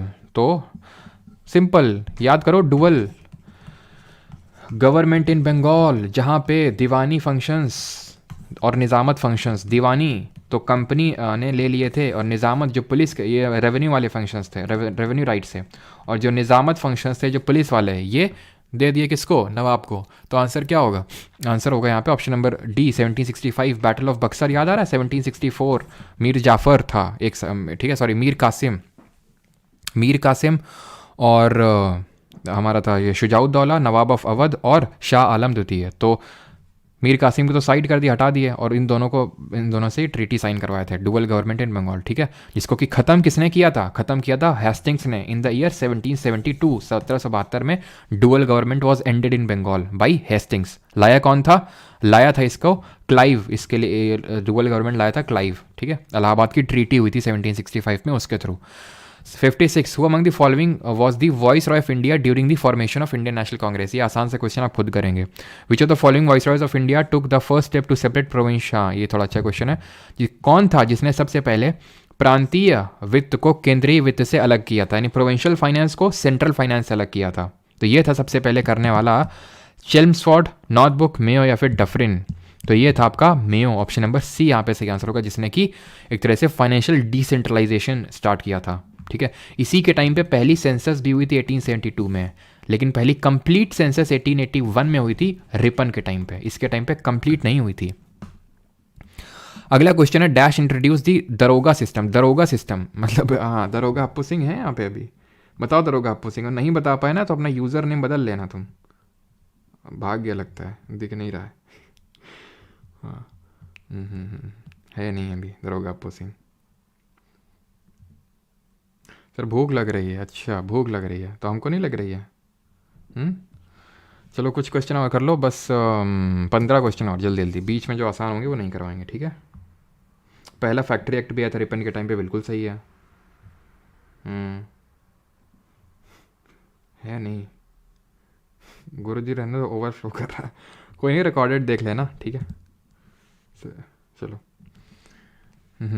तो आंसर क्या होगा इसका? तो आंसर होगा इसका Cornwallis, option number B. Cornwallis को ही हम जानते हैं father of Indian civil services के नाम से भी, ठीक है। जो modern form of civil services है वो यही लाया था। और अभी जो दरोगा प्रणाली चलती है ना, दरोगा ये सब, तो ये यही लाया था। उस समय दरोगा ही एक थाना इंचार्ज हुआ करता था, लेकिन अभी दरोगा के ऊपर होता है, हमें पता है ना। तो एक्चुअल में कॉर्नवालिस की ही देन है ये, father of Indian civil services भी इसको बोलते हैं। और इसी के टाइम पे 1793 में क्या आया था, जल्दी से बताएंगे। Which of the following statement is correct, इनमें से कौन सा सही है? Clive had come to Madras from England in 1743 at the age of 18। 18 की उम्र में आया था मद्रास में इंग्लैंड से, बात सही है एकदम। जो कि डुअल गवर्नमेंट इन बंगाल लाया था। प्लासी के बैटल में 1757 में ब्रिटिश फोर्सेस को लीड किया था। जल्दी से बताएंगे बैटल ऑफ बक्सर में किसने लीड किया था? After the battle of Buxar east India company appointed residents in Indian states, बिल्कुल सही है, ठीक है। तो आंसर क्या होगा? आंसर होगा ऑप्शन नंबर डी, बोथ 1 और 2। और यहाँ पे सही आंसर क्या होगा? 1793 में परमानेंट सेटलमेंट यानी स्थायी बंदोबस्त, जिसको कि जमींदारी प्रणाली भी हम बोलते हैं, जमींदारी सिस्टम बोलते हैं, ठीक है। कॉर्नवालिस लेके आया था। तो और रैयतवाड़ी रीडर मुनरो, ठीक है। और महालवाड़ी होल्ट मैकेंजी या फिर विलियम बेंटिक, ठीक है। और क्लाइव के रिगार्डिंग, हाँ मैंने पूछा था बक्सर में किसने लीड किया था, तो मुनरो ने लीड किया था, हेक्टर मुनरो ने, ठीक है। Which British governor ended the dual government in Bengal, तो अभी बताया था, बताने की जरूरत नहीं है फिर से। Richard Wellesley was the governor general of India from, तो वेलेस्ली की बात कर रहा है, ये वही है जो सब्सिडियरी अलायंस लेके आया है। सब्सिडियरी अलायंस कब आया था? 1798 में, खत्म। Which of the following British officers issued the infamous crawling order whereby Indians had to crawl on all fours to pass an alley? मतलब कि ये क्रॉलिंग ऑर्डर निकाला था डायर ने, ये वही है, उसका नाम मैं क्या ही लूँ, ठीक है। तो इसी ने मतलब इंडियंस को क्रॉल करने पे, रेंगने पे मजबूर कर दिया था। एक तो गोलियां चलवाई तड़ातड़ और ऊपर से रेंगने पर मजबूर कर दिया था, और जरा से भी इसने हेल्प भी नहीं करी, मेडिकल हेल्प भी, ठीक है। तो ऑप्शन नंबर ए यहाँ पे सही आंसर होगा। Who was the then governor general of British India when सती प्रथा खत्म हुई? ये भी बताने की जरूरत है नहीं, कई बार देख चुके हैं। Which of the following viceroys of India address the Bengal famine in of 1943 by ordering the army to distribute relief supplies to the starving rural Bengalis? तो हमने देखा था कि 1943 में रिलीफ मतलब ये फेमाइन आ गया था, और इस टाइम पे वेवल को भेजा गया था। तो वेवल ने जो है ये सब फूड वगैरह, खाना वगैरह ये डिस्ट्रीब्यूट करवाया था, ठीक है। तो ऑप्शन नंबर बी सही आंसर होगा। तो इसने निर्देश दिए थे आर्मी को कि आप खाना जो है डिस्ट्रीब्यूट करवाओ, और वेवल प्लान आया था 1945 में, 1945 में। Which of the following governor general introduced a code which provided, बस 10 क्वेश्चन और करेंगे, ठीक है। Which provided for the separation of revenue administration from judicial administration? किस गवर्नर जनरल ने कोड इंट्रोड्यूस किया जिसको कि हम कॉर्नवालिस कोड के नाम से जानते हैं, ठीक है। नाम में ये क्लियर हो गया। तो कॉर्नवालिस कोड जो है उसने बोला था कि रेवेन्यू को सेपरेट करो, ठीक है, रेवेन्यू एडमिनिस्ट्रेशन को फ्रॉम जुडिशियल एडमिनिस्ट्रेशन से, ठीक है। यानी पैसे को जुडिशरी यानी न्याय वाले सेक्शन से अलग रखो, ये कॉर्नवालिस ने बोला था, जिसको father of Indian civil services बोलते हैं। 1793 में परमानेंट सेटलमेंट लेके आया था, और दरोगा जो प्रणाली है वो भी यही लेके आया था। Who among the following was appointed as the first viceroy of British India? ये भी बताने की जरूरत नहीं है, 1857 का बैटल याद करिए। अगर आपको ये सारी चीज़ें याद नहीं आ रही, मतलब अपने ढंग से नहीं किया रिवाइज लेक्चर्स को। फर्स्ट एंग्लो अफगान वॉर किसके टाइम पे हुआ था? कौन था गवर्नर जनरल उस समय जब फर्स्ट एंग्लो अफगान वॉर हुआ था? ऑप्शन है आपके कॉर्नवालिस, हार्डिंग, डलहौजी या फिर आपका ऑकलैंड। तो सही आंसर होगा यहाँ पे ऑकलैंड, जिसके टाइम पे फर्स्ट एंग्लो अफगान वॉर हुआ था। कमेंट में आपको बताना कि कब हुआ था। ऑप्शन नंबर डी यहाँ पे सही आंसर होगा ऑकलैंड, ठीक है। लॉर्ड नहीं लगाना, और यहाँ पे ऑकलैंड कर लीजिएगा, ठीक है। तो फर्स्ट एंग्लो अफगान वॉर की अगर बात करें तो 1838 में चालू हुआ था, 1838 में। भले जीत गए थे ब्रिटिशर्स, लेकिन हमें पता है कि उनको बाद में हार माननी पड़ी थी, ठीक है।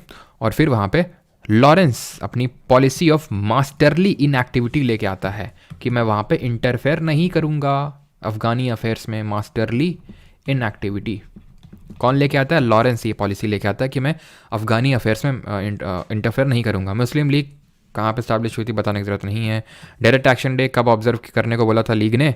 16 अगस्त 1946 को, है ना, कि एकदम मार काट मचा दो। Indian Pakistan had signed which pact? वही शिमला वाला पैक्ट, ठीक है, 1971 के वॉर के बाद, उसी की यहाँ पे चर्चा हो रही है। लखनऊ पैक्ट 1916, ये बताने की ज़रूरत नहीं है कि कांग्रेस और किसके बीच में हुआ था। खिलाफत committee was found by Ali brothers in, तो खिलाफत कमिटी कहाँ बनी थी? तो ऑब्वियस सी बात है 1920 तो आंसर नहीं होगा ना, क्योंकि 1919 में ये खिलाफत कमेटी बनी थी और खिलाफत आंदोलन शुरू हुआ था 1919 में। क्यों शुरू हुआ था? बिकॉज टर्की में खलीफा को हटा दिया गया था 1918 में, फर्स्ट वर्ल्ड वॉर जो खत्म हुआ था उसके बाद। तो आंसर क्या होगा यहाँ पे? आंसर होगा बॉम्बे 1919। ठीक है, अगला क्वेश्चन 73, कायदे आजम, बताने की जरूरत नहीं, कौन कायदे में नहीं रहता था? जिन्ना। दादा भाई नौरोजी ऑफर्ड अस, क्या थिंक दादा भाई नौरोजी की बुक पूछ रहा है, ये भी बताने की जरूरत नहीं है। पेरिस इंडिया सोसाइटी कब बनी थी? पेरिस इंडिया सोसाइटी याद आ रहा है जब हम लोगों ने रेवोल्यूशनरी पार्टीज पढ़ी थी जो बनी थी हमारी कहाँ पे? फॉरेन में, तो उन्हीं में से एक है। तो सही आंसर यहाँ पे क्या होगा? Option number B 1905। अगला है वुड्स डिस्पैच किससे संबंधित है? बताने की जरूरत है नहीं, ठीक है। एजुकेशन, शिक्षा, जिसने कि डाउनवर्ड फिल्ट्रेशन थ्योरी जो मैकुले मिनट ने दी थी उसको वो किया था। बस 3 क्वेश्चन, मतलब 80 तक करेंगे, 80 के ऊपर एक एक्स्ट्रा क्वेश्चन भी मैं नहीं कराऊंगा, ठीक है। Among the following founder of विश्व भारती यूनिवर्सिटी, तो अगर आप डेली करंट अफेयर्स फॉलो करते हैं इंस्टा वाले तो आप पहचान गए होंगे। 1921 में मैंने बताया था, और यहाँ पे इसी यूनिवर्सिटी को अभी रिसेंटली यूनेस्को की first world living heritage university का दर्जा मिला है, पहली बात। दूसरी बात, अभी लेटेस्ट में ही कुछ दिन पहले की बात है जो मैंने करंट अफेयर डाले थे, इन्होंने एक बैक्टीरिया, गुड बैक्टीरिया, जो एग्रीकल्चर के पर्सपेक्टिव से बहुत अच्छा बैक्टीरिया है, उसको डिस्कवर किया और उसको रविंद्रनाथ टैगोर के नाम पे रखा, पैंटोया टैगोरी, ठीक है, पैंटोया टैगोरी। कल जो करंट अफेयर करेंगे उसमें देखेंगे, ठीक है। तो 9 PM पे क्लास होगी, आ जाएंगे सभी लोग। तो रविन्द्रनाथ टैगोर ने इस यूनिवर्सिटी को बनाया था 1921 में। रोशन कुमार, फिजिक्स की क्लास कब होगी? हैं उकसा रहे हो मेरे को अब तुम, है ना। चितरंजन दास वॉज दी पॉलिटिकल गुरु, किसके पॉलिटिकल गुरु थे? तो अभी ये देखा, गोपाल कृष्ण गोखले गांधी जी और जिन्ना के थे, और बोस जी के चितरंजन दास थे। Second last question, in which year India House Shyam ji Krishna Varma ने बनाई थी? इंडिया हाउस, और उन्होंने एक पत्रिका भी निकाली थी, उसका नाम भी बताइए। तो आंसर क्या होगा? 1905, ऑप्शन नंबर ए यहाँ पे सही आंसर होगा। And the last question for the day is this, identify the freedom fighter who as a child hated going to school and found it suffocating and oppressive. क्या sir इसमें हमारा नाम तो ही नहीं ऑप्शन में? तो और भी थे, तो सब सिर्फ आप ही को नहीं ऑप्रेसिव लगता था स्कूल, रविंद्रनाथ टैगोर जी को भी लगता था ऑप्रेसिव, ठीक है।